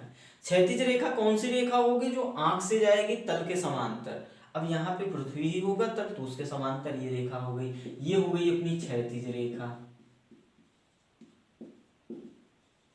दृष्टि रेखा के लिए मैंने क्या कहा था, दृष्टि को उस बिंदु से मिला दो जिस बिंदु को आप देख रहे हो। आप यहाँ पे बैठे इस बिंदु को देख रहे हो, दोनों को मिला दो। तो अब जो अवनमन कोण होता है वो होता है क्षैतिज रेखा और दृष्टि रेखा के बीच का कोण, मतलब ये वाला कोण जो है वो है अपना अवनमन कोण। डायग्राम बना लिया।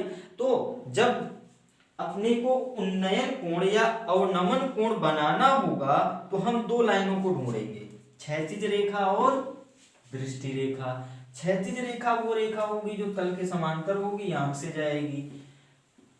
आप अगर पृथ्वी पे होगे तो पृथ्वी के ही समांतर होगी, अगर पृथ्वी पे खड़े होगे तो वो पृथ्वी को ही मान लो। अगर आप मीनार पे खड़े हो, किसी बिल्डिंग पे खड़े हो, तो वो पृथ्वी के समांतर लाइन होगी जो आपकी आंख से जाएगी। इतनी बात समझ में आई।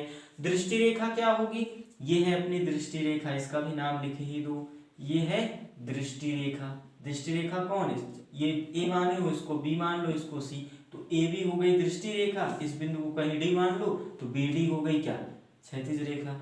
क्षैतिज रेखा और दृष्टि रेखा के बीच जो कोण बनेगा वो उन्नयन होगा या अवनमन होगा, क्योंकि यहाँ आप अपनी नजर को नीचे झुकाओगे, बिल्डिंग पे खड़े होगे और नीचे देखना है तो नजर नीचे झुकाओगे, इसलिए ये अवनमन कोण होगा। बात समझ में आ गई। अब हमको ये बताओ, आप शीर्षाभिमुख का कॉन्सेप्ट पढ़ा है आपने, दो समांतर रेखा होती है, एक तिर्यक रेखा होती है, तो ये एकांतर वाले कोण होते हैं ना, ये समांतर रेखा है इसके और ये है तिर्यक रेखा, तो ये एकांतर कोण एक दूसरे के क्या बराबर होते हैं, बराबर होते हैं ना, मतलब ये वाला कोण इसके बराबर होगा, तो ये थीटा पता है तो ये भी थीटा होगा। बात समझ में आई। अब आपको सवाल में निकालना क्या था, बिंदु की मीनार के पाद बिंदु से दूरी, मीनार के पाद बिंदु बोले या टोटल मीनार से दूरी बोल दे, तो दूरी ये वाली निकालनी है आपको। अगर इसको हम लोग x मान लें तो अब यहाँ पर आपको ये थीटा जो है वो दिया गया है, कितना था 30 अंश, 30 अंश है ना ये थीटा अवनमन कोण। तो अब यहाँ पे tan 30 लगा दो आप बस। तो ऊंचाई और दूरी के सवालों में मेन काम क्या है अपना, डायग्राम बनाना। डायग्राम बनाना मतलब वो कोण पता कर लेना ताकि त्रिभुज में हम tan लगा सकें। बात समझ में आ रही है। तो उसी के लिए पूरी पंचायत है, क्षैतिज रेखा दृष्टि रेखा, ताकि हम सही कोण बनाएं। सही कोण बनाया हमने। आप गलती कर सकते थे, अगर इसको थीटा मान लेते तो आंसर गलत हो जाता। तो हम सही तरीके से अवनमन कोण और उन्नयन कोण को यदि बनाना सीख जाएंगे तो सवाल तुरंत हो जाएगा। तो tan 30 लगा दो लंब बटा आधार से, ये 1/√3 होता है। तो x का वैल्यू कितना मिल गया 50√3। अब ये दूरी मीटर में दी गई थी तो ये दूरी भी मीटर में आएगी। अपना विकल्प देख लो, बी वाला सही है 50√3, कॉपी कर लो। तो मेन काम क्या है अपना, उन्नयन और अवनमन कोण ढूंढना। उन्नयन और अवनमन कोण कैसे मिलेंगे, क्षैतिज रेखा और दृष्टि रेखा के बीच के कोण है ये। तो हम क्षैतिज रेखा और दृष्टि रेखा ढूंढेंगे, उनके बीच का कोण देख लेंगे, वही होगा अपना उन्नयन या अवनमन। अगर हम गर्दन उठाकर देखेंगे तो उन्नयन, गर्दन को झुकाकर देखेंगे तो अवनमन, सीधी बात है। अगला क्वेश्चन पढ़ो। कह रहा है समुद्र के किनारे, अब हम अगली स्थिति में आ गए हैं। अब हम दो अवनमन कोण वाले सवाल को करने वाले हैं। एक सवाल कर लिया हमने जिसमें एक अवनमन कोण अपने को दिया गया था। अब अगला सवाल करेंगे हम लोग, यहाँ पर अपने को दो अवनमन कोण दिए जाएंगे और देखते हैं डायग्राम कैसे बनेगा और सॉल्व कैसे करेंगे। क्वेश्चन कह रहा है समुद्र के किनारे स्थित किसी पहाड़ी से देखने पर, पहाड़ी से समुद्र के किनारे, समुद्र है उसके किनारे कोई पहाड़ी है। अब देखो यहाँ पे पहाड़ी को भी हम एक क्षैतिज मीनार की तरह ही मानेंगे। पहाड़ी को कैसे मानेंगे, क्षैतिज मीनार की तरह से देखने पर एक नाव जो पहाड़ी की ओर आ रही है। अब समुद्र है तो ये यहाँ पे जो क्षैतिज है वो समुद्र तल होगा। अभी पृथ्वी की बात कर रहे थे, थल की बात कर रहे थे तो हम पृथ्वी ले रहे थे। अब यहाँ समुद्र की बात कर रहा है तो ये समुद्र ही क्षैतिज होगा, है ना।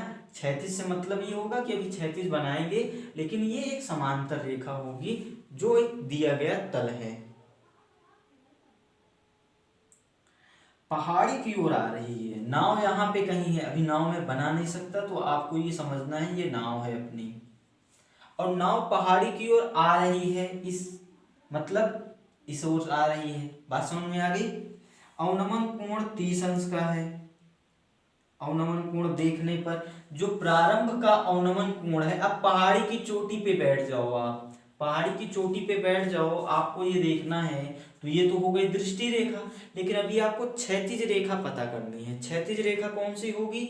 आंख से जाने वाली रेखा, आंख से जाने वाली रेखा जो दिए गए तल के समांतर होगी। यहाँ पे समुद्र तल ही तो है, तो इसके समांतर होगी, और क्या आंख से जाएगी, मतलब ये वाली रेखा हो गई क्या? क्षैतिज रेखा। ये हो गई दृष्टि रेखा। तो इनके बीच जो कोण बना वो बना अवनमन कोण, और उसका मान दिया गया है 30 अंश। इतनी बात समझ में आ गई आपको।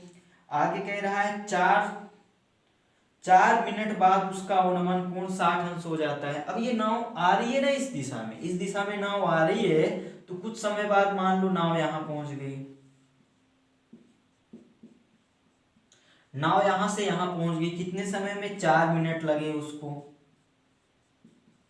यहां से यहां जाने में ये स्थिति मान लो ए थी, ये स्थिति बी है, तो ए से बी जाने में उसको समय कितना लगा? 4 मिनट। इतना बात समझ में आया। और अब हो गया इसका अवनमन कोण 60 अंश। अभी भी अवनमन कोण यहीं से देखना है, पहाड़ी पे बैठो, बैठ गए, अब यहां से पहले इसको मिला दो, दृष्टि रेखा बना दो, दृष्टि रेखा बना दिया आपने। अब दृष्टि रेखा और क्षैतिज रेखा ध्यान रखना, यहाँ पे जो क्षैतिज रेखा है ये वाली नहीं है, ये तो दिया गया समुद्र तल है। तो क्षैतिज रेखा हमेशा प्रेक्षक के आंख से जाएगी और तल के समांतर होगी, जो भी तल देगा, कभी समुद्र तल, क्योंकि नाव है, पानी है, समुद्र तल, या पृथ्वी की बात करेगा, थल की बात करेगा तो जमीन ले लेंगे। तो ये वाला जो कोण बन रहा है इस स्थिति के लिए, ये है अपना अवनमन कोण, और इसका मान भी दे रहे हैं कितना? 60 अंश। निकालना क्या है अपने को? उसे किनारे तक पहुंचने में कुल लगा समय बताओ। चलो, कह रहा क्या है, इस बिंदु को हम सी मान ले, ये पहाड़ी का पाद बिंदु है, नीचे पृथ्वी पर जो है पृथ्वी मतलब ये समुद्र वाले बिंदु को मान लेते हैं, अभी हम बात समुद्र की कर रहे हैं।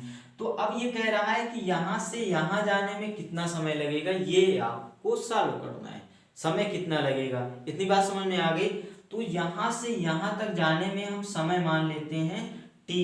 अब मिनट में मान लो, क्योंकि ये सवाल ये मिनट में दिया है, और विकल्प देखोगे तो विकल्प भी मिनट में दिए गए, इसलिए इसको हम मिनट में मान रहे हैं। हम क्या मान रहे हैं कि बिंदु बी से सी तक जाने में जो नाव है उसको टी मिनट लगेगा। इतनी बात समझ में आ गई। और ये पहाड़ी की ऊंचाई दिया था क्या? समुद्र के किनारे पहाड़ी से देखने पर नाव का पहाड़ी की ओर जा रहे नहीं दिया है। पहाड़ी की ऊंचाई मान लो h, ऊंचाई कितनी मान लो? h। और ये पहली वाली जो स्थिति थी, पहली वाली स्थिति इस वाले बिंदु से पूरा मान लो, चाहे अलग अलग ही मान लो, चलो अलग अलग ही मान, नहीं पूरा, इसको पूरा x मान लो, और ये वाली दूरी को आप y मान लो। इतनी बात समझ में आ गई। हमको बताना क्या है? हमको ये बताना है कि यहां से यहां तक जाने में कितना समय लगेगा। अभी आप एक फॉर्मूला पढ़े हो, 4 बराबर दूरी बटा समय। वहां पे समय दिया था, 4 पूछा था, दूरी हम निकाले थे। यहां क्या कर रहा है वो? 4 नहीं दिया है। अच्छा, चाल क्या? चाल भी नहीं दिया है। समय पूछा है, इस बार चाल भी नहीं दिया है, दूरी भी नहीं दिया है, दूरी भी अपने को निकालना पड़ेगा, चाल भी निकालना पड़ेगा, कुछ भी करना पड़ेगा। अपने को निकालना क्या है? समय। अपने को क्या निकालना है? यहां से यहां तक जाने में कितना समय लगेगा। चलो समय का फॉर्मूला तो लिख ही सकते हैं, तो समय का फॉर्मूला तो लिख ही दो आप। समय बराबर क्या हो जाएगा? दूरी गुणा, सॉरी, दूरी बटा 4। इतना समझ में आया? डायग्राम आपको समझ में आया? अब सुनो, क्योंकि ये वाला कोण है 30, तो शीर्षाभिमुख एकांतर कोण से ये भी हो जाएगा 30, अभी पीछे बताया। और ये पूरा 60 है, तो ये तिर्यक रेखा है, तो ये पूरा कितना हो जाएगा? 60। अब क्या करो, एक बार इस वाले त्रिभुज में इसको भी कोई नाम दे दो, ए बी सी डी नाम दे दो इसको। तो एक बार ये ए डी सी में लगा दो tan 30, फिर बी डी सी में लगा दो tan 60, सॉल्व करो। चूंकि त्रिकोणमिति है, हाइट एंड डिस्टेंस का सवाल है, तो अपने पास एक ही माध्यम है, क्या, tan वाला। त्रिभुज बनाओ, चूंकि ये जो पहाड़ी है वो लंबवत ही मानेंगे, है ना। तो अब अगर ये कोण समकोण आ गया तो हम त्रिकोणमितीय अनुपात लगा सकते हैं। इतनी बात समझ में आई। तो अब यहाँ पे हम क्या करें, त्रिभुज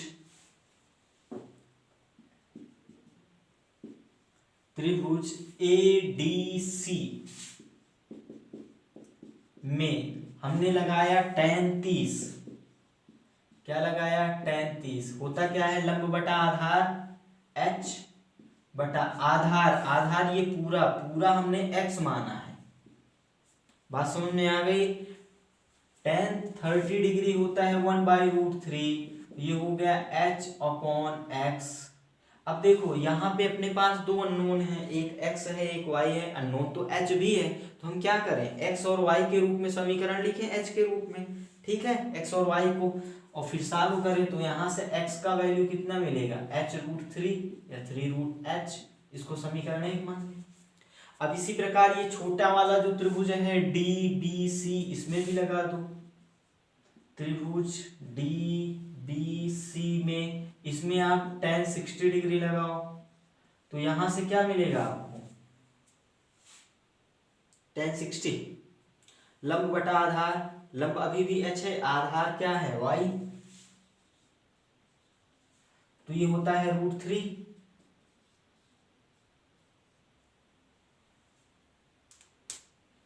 तो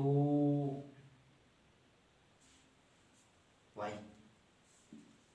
तो y का वैल्यू कितना मिला, h/√3। इसको समीकरण 2 बता दो। बात समझ में आ रही है, इसको कॉपी करो, फिर आगे चलते। कर लिया कॉपी।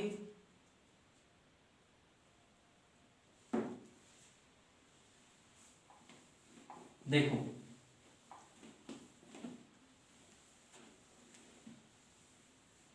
अब देखो यहां पर ये जो नाव है ए बिंदु से बी बिंदु तक जाने में 4 मिनट लेती है।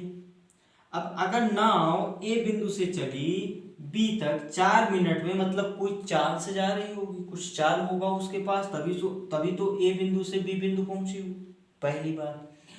दूसरी बात, चाल पे कुछ कमेंट नहीं किया जा रहा है कि चाल घटते हुए जा रहा है, बढ़ते हुए जा रहा है, क्या जा रहा है, तो चाल हम नियत मानेंगे। मतलब ये है कि अब जिस चाल से ये नाव चलना शुरू हुई है उसी चाल से कंटिन्यूअस चलती रहेगी, इस बिंदु तक पहुंचेगी। बात समझ में आ रही है ना आपको, क्यों, क्योंकि चाल के बारे में कुछ कह ही नहीं रहा है, तो हम नियत मानेंगे। तो अब यहां से यहां तक की चाल तो हम निकाल सकते हैं। मतलब समझो आप, हम नाव की जो यात्रा है पूरी ए से सी तक, उसको दो भागों में अगर बांटे, नाव की पहली यात्रा जिसने ए से बी की, ए से बी गई 4 मिनट में, अब वो आगे चलती जा रही है, रुकी तो नहीं है, आगे चलती जा रही है, बी से सी गई। लेकिन दोनों ही स्थिति में, यहां से यहां, यहां से यहां में चाल तो बराबर ही होगी, क्योंकि चाल के बारे में कुछ कहा नहीं है तो चाल को हम बराबर मानेंगे। मतलब यहां से यहां तक जो चाल होगी वही चाल आगे बढ़ती जाएगी। तो अब यहां पे अगर हम ए बी वाले भाग के लिए चाल देखें,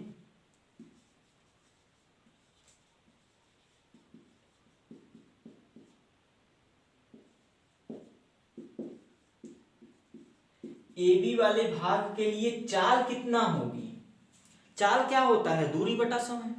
ये दूरी हमने पूरी कितना है, पूरी x मान लिया है, ये y है, तो ये वाली दूरी कितनी हो गई, x minus y, A B दूरी कितनी हो जाएगी, x माइनस वाई। तो चाल बराबर है दूरी, ये दूरी कितना हो जाएगी, चलो मैं नाम लिख देता हूं, ए बी बटा चाल बराबर दूरी बटा समय, समय 4 मिनट दिया है। अब ए बी क्या होगा, ये पूरा x माना है, x में y घटा दो, मतलब x माइनस वाई अपॉन कितना 4। इतनी बात समझ में आ गई ना आपको। अब देखो हमने क्या कहा कि जो ए बी में चाल होगी वही चाल तो आगे होगी, मतलब वही चाल कंटिन्यूअस जो ए बिंदु से शुरू कर दी नाव, जो चाल से चलना शुरू कर दी वही चाल उसकी बनी रहेगी। मतलब इस यात्रा इसके दौरान जो चाल होगी वही चाल आगे भी होगी। मतलब बीसी वाले के लिए भी चाल कितनी होगी, यही होगी चाल। अतः हम बोल सकते हैं क्या, ध्यान रखना, सबसे थोड़ा कठिन क्वेश्चन मुझको यही दिखा, इसके अलावा कोई भी नहीं। बीसी के लिए, बीसी वाले भाग के लिए अच्छे से लिख देते हैं, बीसी वाले भाग के लिए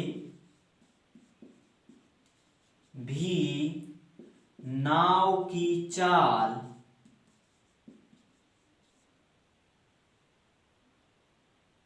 बराबर AB/4 बराबर x माइनस y/4 ही होगी।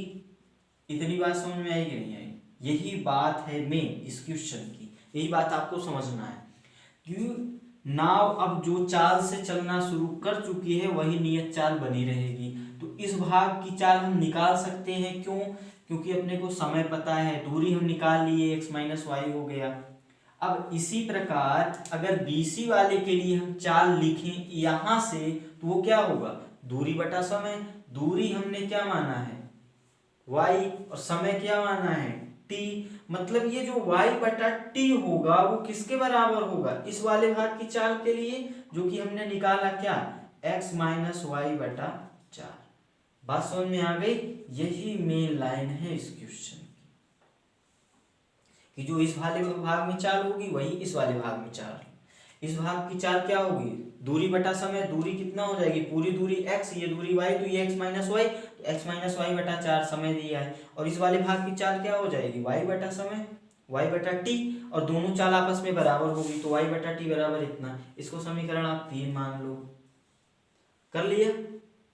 अब क्या हटा दें हम, निकालना क्या था अपने को, समय निकालना था, t निकालना था, t निकालना था ना। तो अब ये डायग्राम ही हटाएंगे हम, एक बार कॉपी कर लो, t निकालना है, ये डायग्राम हटा देते हैं।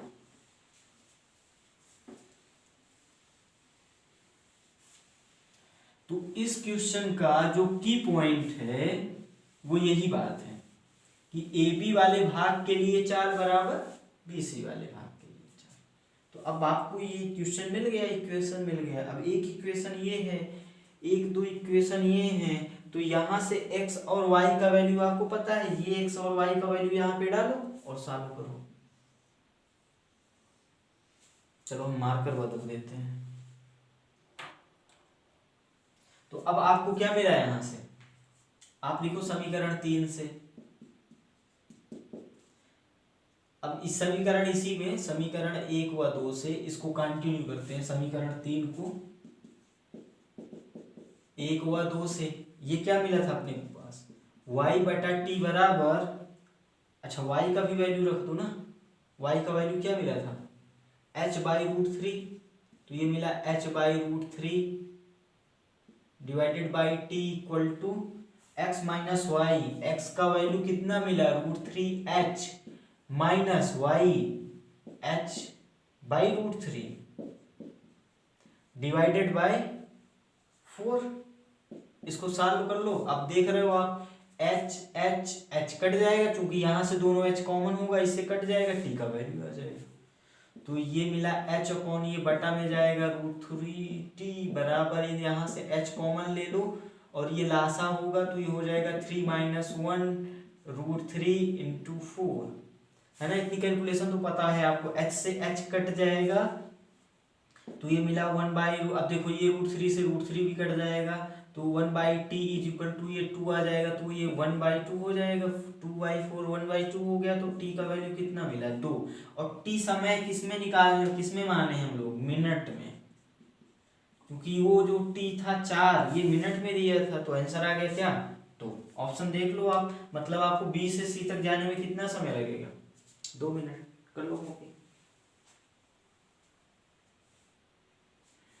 सवाल समझ में आया ना आपको? यही एक अच्छा सवाल हमको लगा था, आपको तो सभी अच्छे लगने हैं, क्योंकि सभी टाइप के सवाल क्वेश्चंस बोर्ड में आए हुए हैं, तो सभी की प्रैक्टिस करनी है। ये थोड़ा सा टफ है, और इसका जो ब्यूटी पॉइंट है इस क्वेश्चन का वही है ये वाली लाइन, क्योंकि चाल के बारे में कुछ कमेंट कर ही नहीं रहा है, मतलब चाल को हम नियत मानेंगे। अगला क्वेश्चन करो आप।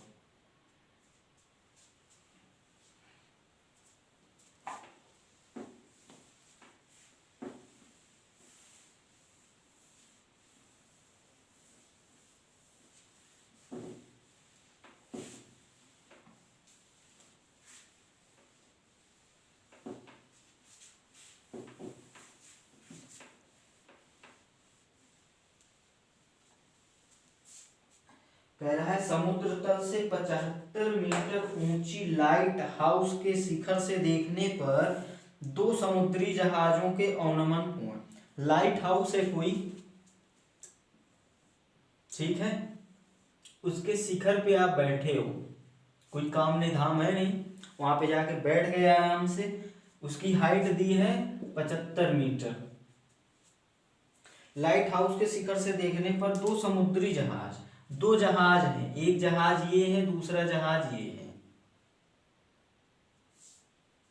अवनमन कोण कितना है? 30 और 45। अब लाइट हाउस के एक ही ओर एक जहाज दूसरे जहाज के ठीक पीछे, एक ही ओर है ये, हो सकता है एक जहाज इधर बोल देता, लेकिन इस सवाल में क्या, ये दोनों जहाज एक ही ओर हैं और इनके अवनमन कोण दिए हैं, तो अपने को क्षैतिज रेखा बनानी पड़ेगी। क्षैतिज रेखा किसके समांतर होगी? समुद्र तल के।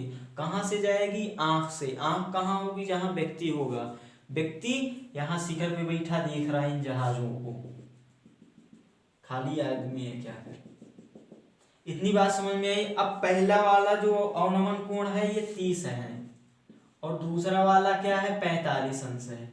अब अगर ये 30 है तो इसके लिए ये तिर्यक रेखा हो गई, ये दो समांतर रेखाएं, तो एकांतर वाले कॉन्सेप्ट से इनको आप डैश डैश से काहे बनना है, सीधा मिलाओ।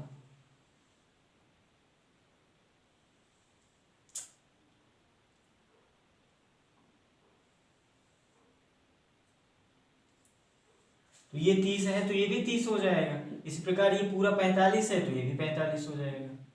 ठीक है, अब आगे बढ़ो। लाइट हाउस के एक ही और एक जहाज दूसरे ओर से ठीक पीछे है, तो दोनों जहाजों के बीच की दूरी चाहिए अपने को, इसको x मान लो, यही निकालना है अपने को। इसको आप चाहे तो y मान लो, है ना। अब क्या करो, एक बार ये बड़े वाले त्रिभुज में लगाओ tan 30, फिर छोटे वाले में tan 45, वही ये काम है, शुरू हो जाओ। हमने लगाया tan 30, आप नाम वाम लिख देना यार त्रिभुज का, अब तो लिख ही दोगे आप। किस त्रिभुज में लगा रहे हैं? ADC में। tan 30 कितना होगा? DC जो लंब है और आधार है अपना AC, DC दिया है 75, ये हो जाएगा x प्लस वाई, है ना। पूरी दूरी कितनी हो जाएगी? x plus Y. tan 30 कितना होता है? 1/√3, ये मिला 75/x प्लस वाई। तो यहां से x प्लस वाई बराबर कितना मिला? 75√3, समीकरण 1 मान लो। फिर ये छोटे वाले त्रिभुज में हम लोग क्या लगा दें? tan 45, तो यहां से क्या मिलेगा? लंब इसका कितना है? 75, मतलब DC। आधार कितना है इसका? आधार BC, DC है 75, BC कितना है? Y, tan 45 1, तो ये मिला 75/y। यहां से क्या मिला? y का वैल्यू कितना मिल गया? अब आपको y नहीं निकालना है, दोनों जहाजों के बीच की दूरी मतलब x निकालना है। इस y का मान समीकरण 1 में रख दो, y रखोगे x निकल आएगा।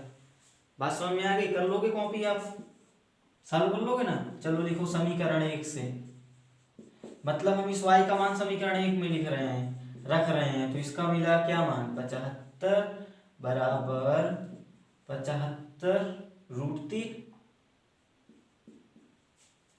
ये उधर जाएगा, 75 घट जाएगा, 75 कॉमन ले लो, उधर गया 75 घट गया, मतलब माइनस का हो गया, 75 कॉमन ले लिए तो कितना मिला? √3 - 1 मीटर में आएगा, क्योंकि दूरी किस में दी गई है? मीटर में। हमने भी जो दूरियां मानी है वो मीटर में मानी है। आंसर मैच करा लो आप। अच्छा, ये क्वेश्चन आंसर वाला ऑब्जेक्टिव तो है नहीं, तो यहीं पे छोड़ दो आप चाहो तो √3 का मान रख देना 1.4 1.732 और रोज घटा वटा के सॉल्व करना, लेकिन यही आंसर लिख दोगे तो भी सही है। रूट वाला आंसर चलता है, मतलब रूट वाला आंसर चलता है, कर लो कॉपी। अगला क्वेश्चन देखें, ध्यान रखना इस सवालों में देखो दो अवनमन कोण है ना। हम कौन से टाइप के सवाल कर रहे हैं? जिसमें दो अवनमन कोण दिए जाते हैं।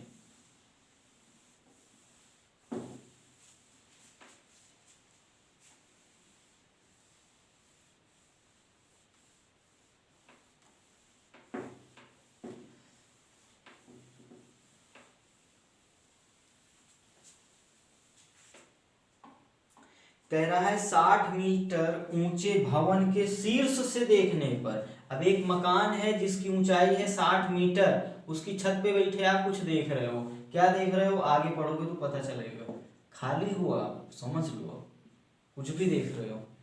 तो कह रहा है 60 मीटर ऊंचे भवन के शीर्ष से देखने पर एक मीनार के शीर्ष के पाद का अवनमन कोण दिया गया है। क्या कह रहा है, शीर्ष और पाद के अवनमन कोण क्रमशः दिए गए हैं। अब थोड़ा सोचो आप, यहाँ पे एक बात आपको जरूर सोचनी चाहिए कि आप बैठे हो भवन पे और एक मीनार। अब यहाँ पे अभी एक आध सवाल आगे हो सकता है ऐसा मिल जाए जहाँ पे आपके भवन की ऊंचाई ज्यादा हो जाए, मीनार की ऊंचाई कम हो जाए। मतलब आप जहां से देख रहे हो, ऐसे बोले अगर हम, जिस बिंदु से आप देख रहे हो उस बिंदु की ऊंचाई ज्यादा भी हो सकती है, कम भी हो सकती है। लेकिन यहाँ सवाल में कुछ बोला नहीं है। इस सवाल को पढ़ के आपको समझना है कि मीनार की ऊंचाई भवन से ज्यादा है या कम है। जनरली तो आप जानते हो मीनार ज्यादा ही होगा ऊंचा भवन से, लेकिन आप क्वेश्चन पढ़ के भी इस बात को समझ सकते हो। कैसे, कह रहा है अवनमन कोण, शीर्ष और पाद के लिए जो अवनमन कोण है ना, एक मीनार के शीर्ष और पाद के अवनमन कोण। अब यहाँ पे आपका जो मकान है, आपका जो मकान ही बोला है, भवन बोला है, भवन की जो ऊंचाई है ना वो मीनार से ज्यादा ऊंची है। अभी आपको ऐसे सवाल भी मिलेंगे जहां पे आपका भवन जो है वो कम ऊंचा होगा मीनार से, यहाँ पे आपका भवन ज्यादा ऊंचा है। कैसे पता चला, क्योंकि जैसे ही आप देखोगे कह रहा है मीनार के पाद का और शीर्ष दोनों का अवनमन कोण दे रहा है। तो अवनमन कोण कब मिलेगा, जब हम बैठ के नीचे देखेंगे तभी तो अवनमन कोण मिलेगा। और दोनों शीर्ष और नीचे वाले बिंदु, पाद बिंदु, दोनों के लिए वो अवनमन कोण बता रहा है। मतलब अपने को गर्दन झुकानी पड़ेगी, और गर्दन झुकानी पड़ेगी मतलब हम जिस भवन में बैठे हैं उसकी ऊंचाई क्या है, मीनार की ऊंचाई से ज्यादा है। ये है अपनी मीनार, ये बात पकड़ना पड़ेगा आपको, तभी आप सही डायग्राम बना पाओगे। ठीक है, तो अब देखो ये मीनार का शिखर बिंदु हो गया, ये मीनार का हो गया पाद बिंदु। तो इन दोनों को तो पहले मिला दो आप सीधे सीधे, तो आपको दृष्टि रेखा तो मिल जाएगी तुरंत। तो दृष्टि रेखा तो आपको मिल गई, ये लो। अब आपको एक रेखा और चाहिएगी, कौन सी, क्षैतिज रेखा। क्षैतिज रेखा कहाँ से जाती है, आंख से जाती है और दिए गए तल के समांतर होती है। यहाँ पे पृथ्वी तल मानेंगे हम, बात समझ में आ गई। तो अब देखो क्षैतिज रेखा और ये दृष्टि रेखा के बीच का ही कोण अवनमन कोण होता है। तो ये इस वाली स्थिति के लिए, मतलब शिखर वाले के लिए अवनमन कोण कितना दिया है, शीर्ष से देखने पर शीर्ष और पाद के क्रमशः है। तो पहले शीर्ष है, पहले शीर्ष का है, मतलब ये वाला कोण कितना है 30, और फिर ये पूरा कोण, ये पूरा कोण कितना है 60। अब देखो ये समांतर रेखाएं हैं, एक रेखा ये है समांतर, एक ये है। अब ये आगे कहीं आगे जाके काटेगी ना तो ये तिर्यक रेखा हो गई। नहीं, वहां से नहीं होगा। अब ये आगे जाओ, पता नहीं ये कितनी दूरी काटेगी। अब थोड़ा सोचो ऐसे, ये भी तो एक समांतर रेखा है ना, ये वाली रेखा, ये जो शीर्ष है उसको आप मिलाओगे तो ये भवन की इस बिंदु पे काटेगी, और ये पूरी 60 दिया गया था ये भवन की ऊंचाई। इतनी बात समझ में आई। तो अब एक समांतर रेखा ये है, एक समांतर रेखा ये है तिर्यक रेखा अपनी। तो ये कोण एकांतर कोण होंगे, मतलब ये वाला 30 होगा। और एक समांतर रेखा ये, एक समांतर रेखा ये है अपनी तिर्यक रेखा। तो यहाँ का ये है तिर्यक रेखा, ये समांतर रेखाएं हैं। अगर ये कोण 60 तो ये भी एकांतर से हो गया 60। इतनी बात समझ में। आपको निकालना क्या है, मीनार की ऊंचाई निकालना होगा, मीनार की ऊंचाई निकालना है। तो इस मीनार की ऊंचाई को हम लोग h मान लें। तो अगर ये h होगा तो ये ऊंचाई भी तो h ही होगा, क्योंकि ये समांतर रेखाएं हैं ना। और ये पूरी ऊंचाई आपको कितना दिया है 60 मीटर, मीटर में दिया है, इसलिए दूरियां हम काहे में मानेंगे, मीटर में। इतनी बात समझ में आ गई। अब यहाँ पर एक चीज आप और मान लो, भवन जो है आपका और मीनार जो है उसके बीच की दूरी मान लो x। क्योंकि आप tan लगाओगे x की आवश्यकता पड़ेगी। अब एक बार tan इस त्रिभुज में लगाओ, चलो नामकरण करो ए बी सी, इसको d मान लो, इसको e मान लो। तो एक बार इस त्रिभुज में लगाओ tan 30, फिर इस त्रिभुज में लगाओ tan 60। बस। तो अपना मेन काम क्या है, डायग्राम बनाना। डायग्राम बनाने के लिए आपको क्षैतिज रेखा ढूंढनी है और दृष्टि रेखा ढूंढनी है, और फिर एकांतर वाला कॉन्सेप्ट लगा देना है। यहाँ पे ये दो समांतर रेखाएं ले रहे हैं हम लोग,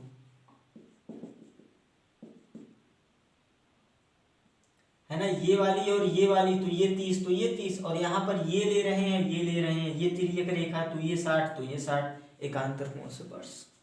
तो अब हम लोग छोटे वाले त्रिभुज की बात करें। त्रिभुज ए बी सी में हमने लगाया tan 30, मिला अपने को क्या, लंब मतलब ए बी, आधार मतलब बी सी, ये है 1/√3 A B A B A B A B. देखो ये पूरा 60 है, ये हमने h मान लिया, तो ये कितना बचा, 60 माइनस h।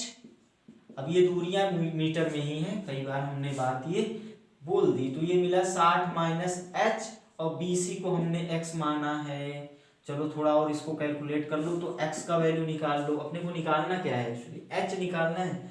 चलो पहले x निकाल लेंगे, फिर h निकाल लेंगे। तो ये मिल जाएगा √3 टाइम्स ऑफ 60 माइनस h, इसको इक्वेशन 1 बोल दो। अब पुनः आप इस वाले त्रिभुज की बात करो, ADE की। त्रिभुज ADE में आप क्या लगाओगे, tan 60, तो tan 60 मिलेगा लंब, इसका लंब ये पूरा होगा, मतलब क्या, AD, आधार पूरा होगा DE। आप जानते हो कि जितना DE होगा उतना ही BC होगा, क्योंकि ये बराबर है। चलो AD 60 पता है आपको, AD 60 पता है ना, भवन की ऊंचाई। DE कितना है x, और ये tan 60 कितना है, √3। तो यहां से x का वैल्यू कितना मिल गया, 60/√3। अब ये x का वैल्यू यहाँ पे डालो, h का वैल्यू निकालो, कैलकुलेशन ही है और कुछ भी नहीं है। कॉपी करो, डायग्राम हटा दें। हाइट एंड डिस्टेंस के सवाल में मेन काम है अपना डायग्राम बनाना। डायग्राम बनेगा कैसे, जब आपके उन्नयन और अवनमन कोण के कॉन्सेप्ट क्लियर होंगे। और उन्नमन और अवनमन कोण बनेंगे कैसे, जब आपको दृष्टि रेखा और क्षैतिज रेखा निकालना पता होगा। क्षैतिज रेखा क्या होगी, आंख से जाने वाली रेखा जो दिए गए तल के समांतर होगी। अब तल आपको सवाल पढ़ के पता चलेगा, अगर नाव है, समुद्र है तो समुद्र तल मान लो, अगर वो थल की बात कर रहा है, मीनार, पहाड़, मीनार कोई, खंभा कोई, तो वहां पे आप पृथ्वी मान लो। बस दृष्टि रेखा क्या होगा, जहां से देख रहे हो, जिस बिंदु को देख रहे हो, दोनों को मिला दो। यहां से हम सॉल्व कर लें, समीकरण 1 में ये मान रख दो, तो समीकरण 1 में ये x का वैल्यू रख दो। तो हम रखे तो क्या मिला, x की जगह कितना रखेंगे हम लोग, 60/√3 बराबर, सॉल्व कर लो यार, सिंपल सी कैलकुलेशन है अपनी ये। इसका गुणा करोगे तो ये 3 हो जाएगा, तो ये गुणा कर रहे हैं ना, इसका बटा 1 मानो, तो ये मिला, इसका गुणा किए तो 3 मिल गया। तो 3 गुणा 60 माइनस h बराबर कितना मिला, 60। ये 20 से 60 कट गया, तो 60 माइनस h बराबर 20। तो h बराबर ये इधर आके घट जाएगा 40 मीटर। मतलब जो मीनार है कितनी ऊंची है, 40 मीटर। कॉपी कर लो, कर लिया कॉपी। तो अब हम इस कैटेगरी को भी पूरा कर चुके हैं। इस कैटेगरी में हमने क्या देखा, जब हमें दो अवनमन कोण दिए जाएंगे। तो सबसे पहले हमने देखा उन्नयन कोण वाले सवाल, फिर हमने देखा दो उन्नयन कोण वाले सवाल, फिर हमने देखा अवनमन कोण। एक अवनमन कोण जब दिया जाए तो सवाल कैसे होगा, और अब देख चुके हैं हम लोग जब दो अवनमन कोण दिए जाए। अब हम 5वें टाइप पे आ गए हैं, जब हमको सवाल में उन्नयन और अवनमन दोनों एक साथ देगा, उसको अपने को पकड़ना पड़ेगा और डायग्राम बनाना पड़ेगा। चलो पकड़ते हैं। कह रहा है 8 मीटर ऊंचे भवन के शिखर से एक मीनार के शिखर का उन्नयन कोण, मीनार के। अब देखो यहीं पे अभी हमने पिछले वाले सवाल में क्या कहा कि आपकी जो मीनार है और आपका भवन है, इन दोनों में कोई भी छोटा बड़ा हो सकता है, मतलब किसी की भी ऊंचाई कम ज्यादा हो सकती है। सवाल आप देखोगे तो वहां से पता चलेगा। अब अगर आप छत पे बैठे हो अपने भवन की, और अगर मीनार के दोनों बिंदुओं को देखने के लिए, उच्चतम बिंदु और निम्नतम बिंदु, अगर आप भवन में बैठे हो और मीनार के उच्चतम बिंदु और निम्नतम बिंदु दोनों को देखने के लिए आपको गर्दन झुकानी पड़ रही है, मतलब अवनमन कोण सवाल में दे रहा है, तो ये जो मीनार है वो छोटी होगी आपके भवन से। इतनी बात समझ में आती। अब यहीं पर सोचो, अगर ये मीनार हम बड़ी कर दें, दूसरी स्थिति ले लें, अगर हम इस मीनार को बड़ी कर दें, तो आप अपने छत पे बैठे हो तो आपको क्या होगा, अगर मीनार के शिखर को देखना पड़ेगा, तो आपको, अगर आप मीनार के शिखर को देखोगे तो आपको गर्दन उठाना पड़ेगा, मतलब यहाँ पे जो बनेगा वो उन्नयन कोण बनेगा। और अगर निम्नतम बिंदु को देखोगे, अगर पाद बिंदु को देखोगे, तो क्या होगा, गर्दन झुकानी पड़ेगी, मतलब ये वाला क्या होगा, अवनमन कोण होगा। मतलब आपको क्लियर हो गया होगा कि आपका जो भवन है वो मीनार से बड़ा भी हो सकता है। मैं ऊंचाई की बात कर रहा हूं, ऊंचाई बड़ी भी हो सकती है और छोटी भी हो सकती है।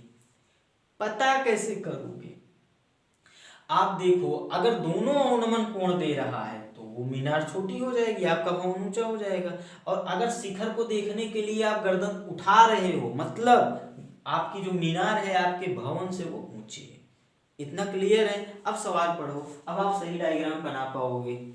सवाल कह रहा है कि 8 मीटर ऊंचे भवन के शिखर से एक मीनार के शिखर का उन्नयन कोण, शिखर का उन्नयन कोण मतलब शिखर को देखने के लिए आपको गर्दन उठानी पड़ेगी, मतलब मीनार ज्यादा लंबी है, ऊंचाई की बात करूं ज्यादा ऊंची है, आपका भवन जो है वो कम ऊंचा है। देख लिया दोनों सवाल में डिफरेंस। पीछे वाले सवाल में हमने क्या देखा था, आपका भवन ऊंचा था, मीनार छोटी थी। अब यहाँ हम देख रहे हैं आपका भवन कम ऊंचा है, मीनार ज्यादा ऊंची है। इतनी बात समझ में आ गई आपको। और आपका भवन हो, मीनार हो, वो ऊर्ध्वाधर ही रहेंगे पृथ्वी तल पे। जो पहाड़ है वो भी ऊर्ध्वाधर रहेगी, चाहे थल में हो या जल में हो। इतनी बात समझ में, पीछे वाले सवाल में हम किया है हमने। तो ये जो भवन है आपका, आपका जो मकान है वो 8 मीटर ऊंचा है। कह रहा है शिखर का जो उन्नयन कोण है, अब देखो आप बैठे कहाँ हो, क्योंकि उन्नयन या अवनमन कोण के लिए उस बिंदु को, उस व्यक्ति को ढूंढो जो खाली बैठा है, काम कर रहा है। आप यहाँ खाली बैठे हो, देख रहे हो, तो आपकी आंख यहाँ पर होगी, और अब आंख से जाने वाली क्षैतिज रेखा होगी जो दिए गए तल, यहाँ कौन सा तल है, पृथ्वी तल है, क्योंकि मीनार और आप समुद्र तल में हो नहीं, जनरली बात कर रहे हैं, तो पृथ्वी तल में ही। तो ये वाला जो कोण है अपना, ये है उन्नयन कोण, और सवाल में दे रहा है ये 60 डिग्री। फिर कह रहा है ये जो निम्नतम बिंदु को, जिसको हमने पाद बिंदु बोला, इसको आप जब देख रहे हो ना, तो कौन सा कोण बन रहा है, 45 अंश का। अब आपको यहाँ अवनमन कोण कौन बनेगा, अवनमन कोण होता क्या है, दृष्टि रेखा और क्षैतिज रेखा। इसके लिए ये दृष्टि रेखा थी, इसके लिए ये दृष्टि रेखा, क्षैतिज रेखा ये, मतलब ये वाला 45 कोण ये हो गया क्या, अवनमन कोण। अब डायग्राम आपका सही बन गया। अब जो भी पूछे उस पे कुछ अननोन मानो और बिंदुओं को मानते चलो, टेन लगाते चलो, कारकों बढ़ाते चलो। आ जाओ, निकालना क्या है, मीनार की ऊंचाई, ये मीनार की पूरी ऊंचाई निकालनी है आपको, है ना। अब देखो हमको, आपको ये दिख रहा होगा कि एक बार तो टेन यहाँ लगाएंगे, और अगर ये 45 है तो ये भी 45 होगा, मतलब एक बार टेन यहाँ लगाएंगे तो ये जो ऊंचाई है ये वाली इसके बराबर होगी। तो इसको दो टुकड़ों में मान ले हम लोग, ऊपर वाले भाग को x मान ले, इस वाले भाग को y मान ले, अपना आंसर क्या होगा, x + y। ये वाली ऊंचाई हमने x मान ली, ये वाली ऊंचाई y मान ली। अगर ये ऊंचाई मान ली तो ये y किसके बराबर है, ये 80 के 8 मीटर के बराबर होगा ना। ये तो और भी आसान हो गया, इसको हमने x मान लिया। तो अब चलो लगा दो, त्रिभुज ADE में हमने लगाया tan 60 क्या मिला अपने को, ED / AD। इसको हमने x माना है तो ये भी x हो जाएगा। तो ED, अच्छा ये x मान चुके हो आप, अगर x मान चुके हो, वो y मान चुके हो, तो इसको क्या कोई नया मान लो, क्या मानोगे, r मान लो, ये कट ही जाएगा, चलो मान लेते हैं। तो ED हमने x माना, AD हमने R माना, हमने कई सारे अननोन मान लिए, टेंशन ना लो, हमने 3 अननोन माने X Y और R, ये सब कट जाएंगे, निपट जाएंगे, टेंशन ना लो। एक अननोन तो ऐसे भी पता है, Y का वैल्यू तो अपने को पता ही है, चाहे तो आप ना मानते Y को। समीकरण 1 बोल दे। अब पुनः त्रिभुज किसमें, ACB में, ACB में यहाँ पे tan 45 लगा दो, ये क्या मिलेगा, लंब मतलब AB मतलब 8, आधार मतलब R, तो 45 होता है 1, ये हुआ R का वैल्यू मिल गया, यहाँ पे रख दो, X का वैल्यू निकाल दो। तो समीकरण 1 से यहाँ पे R क्या मिल जाएगा, अच्छा R पता है तो X मिल जाएगा। समीकरण 1 से x is equal to √3r, √3 into R का वैल्यू पता किया 8, तो ये कितना मिल गया 8√3, दूरियां मीटर में ही है। अब देखो अपने को चाहिए थे क्या, ये जो मीनार है उसकी ऊंचाई चाहिए, तो ऊंचाई कितनी है x प्लस वाई, y तो अपने को दिख रहा है सीधा सीधा 8 के बराबर है, तो x हमने निकाल ली कितना 8√3 निकाल लिया। ये 8 क्यों लिखा, क्योंकि ये जो DC है यहाँ लिख देना DC बराबर AB है ना, ये बराबर 8 बराबर h, बात समझ में आ गई।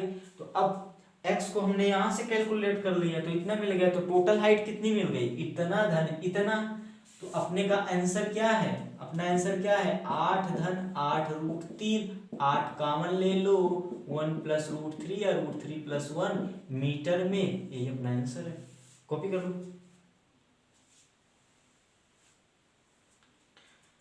कर लिया। तो इस वाले सवाल में हमने क्या देखा, उन्नयन कोण अवनमन कोण दोनों दिया है, ठीक है, जितने भी टाइप बने हम सारे को कवर करेंगे।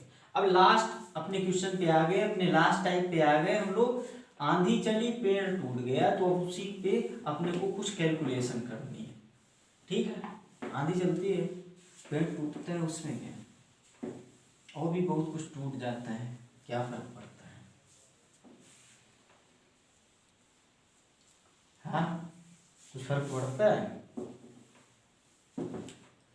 आते सवाल पढ़ो, सवाल कह रहा है आंधी आने से पेड़ टूट गया, टूट जाने दो, टूटा हुआ भाग इस पर तरह मुड़ गया कि पेड़ का शिखर जमीन को छूने लगा। चलो पेड़ बनाओ। अब आप ये भी जानते हो कि जो पेड़ होगा वो भी धरती पे लंबवत ऊर्ध्वाधर खड़ा होगा। आपने बहुत सारे ऐसे पेड़ देखे होंगे जो किसी कोण पे भी खड़े होते हैं, है ना, नारियल के पेड़, खजूर वाले पेड़, आपको सीधा मानना है, ये ध्यान रखना। आपको सवाल नहीं बोलेगा तो भी आपको लंबवत ऊर्ध्वाधर मानना है। अब देखो ये कह रहा है कि इस प्रकार से टूटता है कि जो उसका शिखर वाला भाग है जमीन को छूने लगता है। अब थोड़ा सोचना, आप ये तो जानते हो कि टूटना और उखड़ना दोनों दो अलग अलग चीजें। अगर ये पेड़ उखड़ जाता, यहाँ से जड़ से उखड़ जाता, तब पेड़ इस तल पे ऐसे पड़ा होता, तब ये तो कह नहीं रहा है, कह रहा है इस प्रकार टूटा है कि ये जो शिखर वाला बिंदु है, शिखर वाला ये शिखर है, ये जो है इस प्रकार टूटता है कि ये आ जाता है धरती पे। तो सोचो ये कहीं बीच से टूटा होगा, यहाँ मान लो इस बिंदु से टूट गया, तो ये वाला भाग ऐसे आ गया। ऐसे ही तो होता है, आपने बहुत सारे पेड़ देखे होंगे कि कुछ भाग उसका ऊपर ऐसे खड़ा रहता है, एक दो डाल ऊपर वाली टूट गई और आके जमीन पे टिक गई, है ना। मतलब ये है कि अगर इसका हम नामकरण कर दें तो ये पूरा पेड़ की लंबाई क्या थी AC, और ये जो BC वाला भाग है यही टूट के ये जमीन पे यहाँ पे टिक गया है, मतलब ये वाला बिंदु C ही तो होगा, ये वाला C आके यहाँ पे टिक गया है। इतनी बात समझ में, यही मेन आपको समझना है इस क्वेश्चन में, बाकी ये बहुत सस्ता सवाल है। समझ में आ रही है बात। हमने क्या कहा कि जब पेड़ टूटा है तो ये जो शिखर वाला बिंदु है ये यहाँ पे जमीन पे आके टिक गया, मतलब ये वाला जो C बिंदु है ये C बिंदु है, ये वाली जो दूरी है इस दूरी के बराबर है। अगर आपको कम लग रही हो तो पेड़ को थोड़ा सा और बड़ा कर दो, लेकिन आप समझ गए कि है तो यही, ये लो कि अपने हाथ में मार्कर है, मतलब अपने हाथ में सब कुछ है, हमने पेड़ को बड़ा कर दिया। आगे चलते हैं, टूट जाता है, इसके साथ 30 अंश का कोण बनाता है। अब देखो यहाँ उन्नयन और अवनमन का कुछ झंझट नहीं किया इन्होंने, इन्होंने कहा सीधा सीधा ही जो शिखर है ना ये टूटता है और ये पृथ्वी के साथ कितना बनाता है, 30 अंश का कोण। ठीक है, अब आपको उन्नयन अनुमत सोचना ही नहीं है इसमें। पेड़ के पाद बिंदु की दूरी जहां पेड़ का शिखर जमीन को छूता है 8 मीटर है। ये है पेड़ का पाद बिंदु, ये निम्नतम बिंदु और ये जमीन पे छू रहा है, तो इसके बीच की दूरी दी गई है सवाल में 8 मीटर। इतनी बात समझ में आ गई। आपने निकालना क्या है, पेड़ की ऊंचाई। क्या निकालना है, पेड़ की ऊंचाई, मतलब AC निकालना है आपको क्या निकालना है, AC। बात समझ में आई। अब हम कर क्या सकते हैं, हम इस त्रिभुज में tan 30 लगा सकते हैं, tan 30 लगा सकते हैं ना। तो अगर हम त्रिभुज ACB में, लिखने का एक तरीका ये भी होता है कि ये जो त्रिभुज, चलो बोल ही देता हूँ कि ये जो त्रिभुज हम लिखते हैं ABC, 3 बिंदु लिखते हैं, तो ये बीच वाला बिंदु जनरली वो बिंदु होता है जिसपे 90 अंश होता है। चलो लिखिए, दो त्रिभुज CAB बोल दो या BAC बोल दो। इस त्रिभुज में हम क्या कर रहे हैं, tan 30 लगा रहे हैं, तो यहाँ tan 30 होगा लंब बटा आधार। लंब अपना AB है, आधार क्या है CA, ये होता है 1/√3। AB अपने को नहीं पता, चाहो तो आप कोई अननोन मान लो x या y, हमने नहीं माना क्योंकि अभी पीछे जो भी सवाल किए उसमें मान रहे थे, अब नहीं मानेंगे, अब AB के रूप में निकालेंगे। CA का वैल्यू पता है 8, तो यहां से AB कितना मिला आपको, 8/√3 मीटर में आएगा, क्योंकि दूरी है, ये दूरी मीटर में है तो इसको भी हमने मीटर में ही मान लिया। इतनी बात समझ में आई। अब देखो, अपने को निकालना पूरा AC है, लेकिन अपने को AB पता है। आप ये तो जान ही गए हो कि AC क्या होगा, AB + BC होगा। और डायग्राम से मैंने इस बिंदु को C इसीलिए बना दिया ताकि आपको ये दिख भी जाए कि ये जो ऊंचाई है ये इस वाली लंबाई के बराबर है।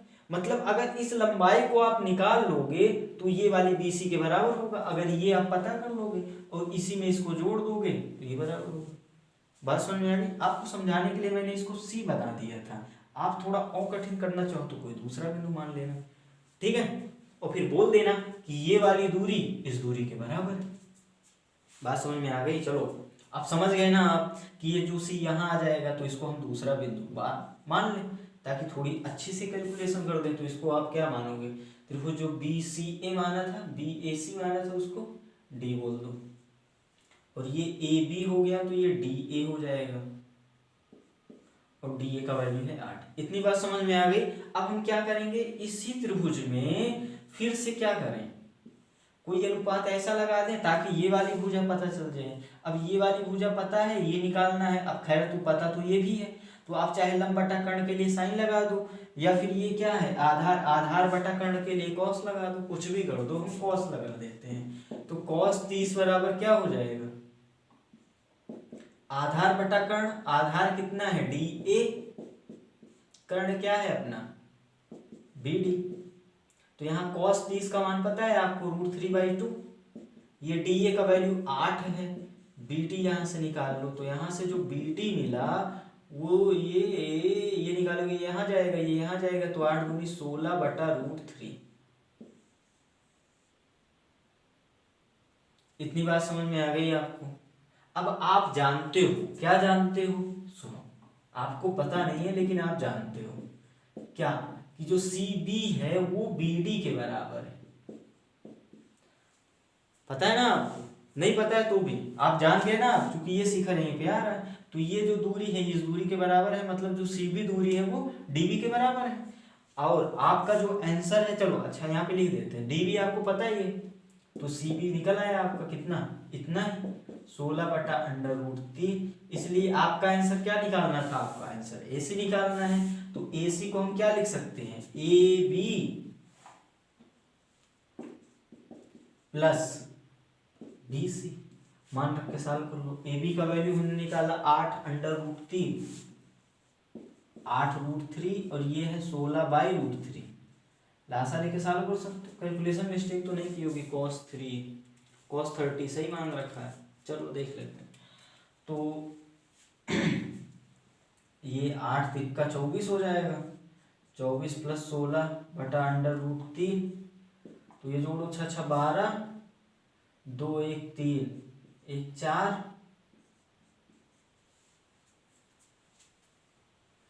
करो। अब इसको क्या करो, नीचे वाला रूट हटा दो, चाहो तो ऊपर नीचे क्या करो, √3 का गुणा कर दो।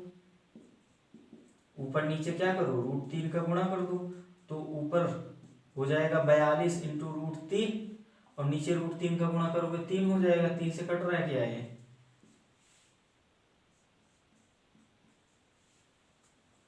14√3।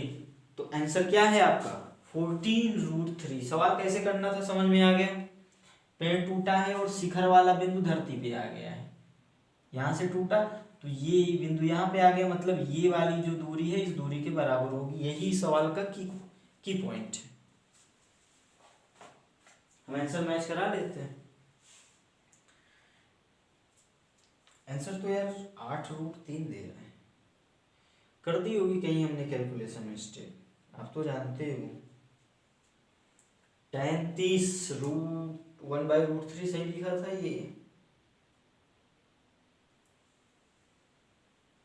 ये भी निकालना है। अरे यार यहाँ पे पूरा गड़बड़ी कर दिया। ये 8 बटा आएगा ना, आप बोल भी नहीं रहे हो, आपको बोलना चाहिए कि ए बी निकालोगे तो 8/√3 आएगा। अब ए बी का वैल्यू अभी पड़ा रहने दो। यहाँ पे cos 30 लगाएंगे तो ए बी छोड़ो, ये है 8, तो यहाँ पे इतना आ गया। अब इन दोनों को जोड़ो, 8/√3 और 16/√3। यहाँ पे मिस्टेक कर दी, मुझे लग ही रहा था कहीं कैलकुलेशन मिस्टेक की है हमने।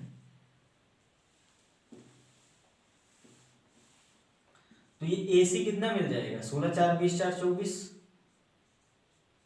अब क्या करो, आप ऊपर नीचे √3 का मल्टीप्लाई करो, तो ये मिल गया आपको 24√3 डिवाइडेड बाई 3, 3 8 24। तो AC कितना मिला, 8√3।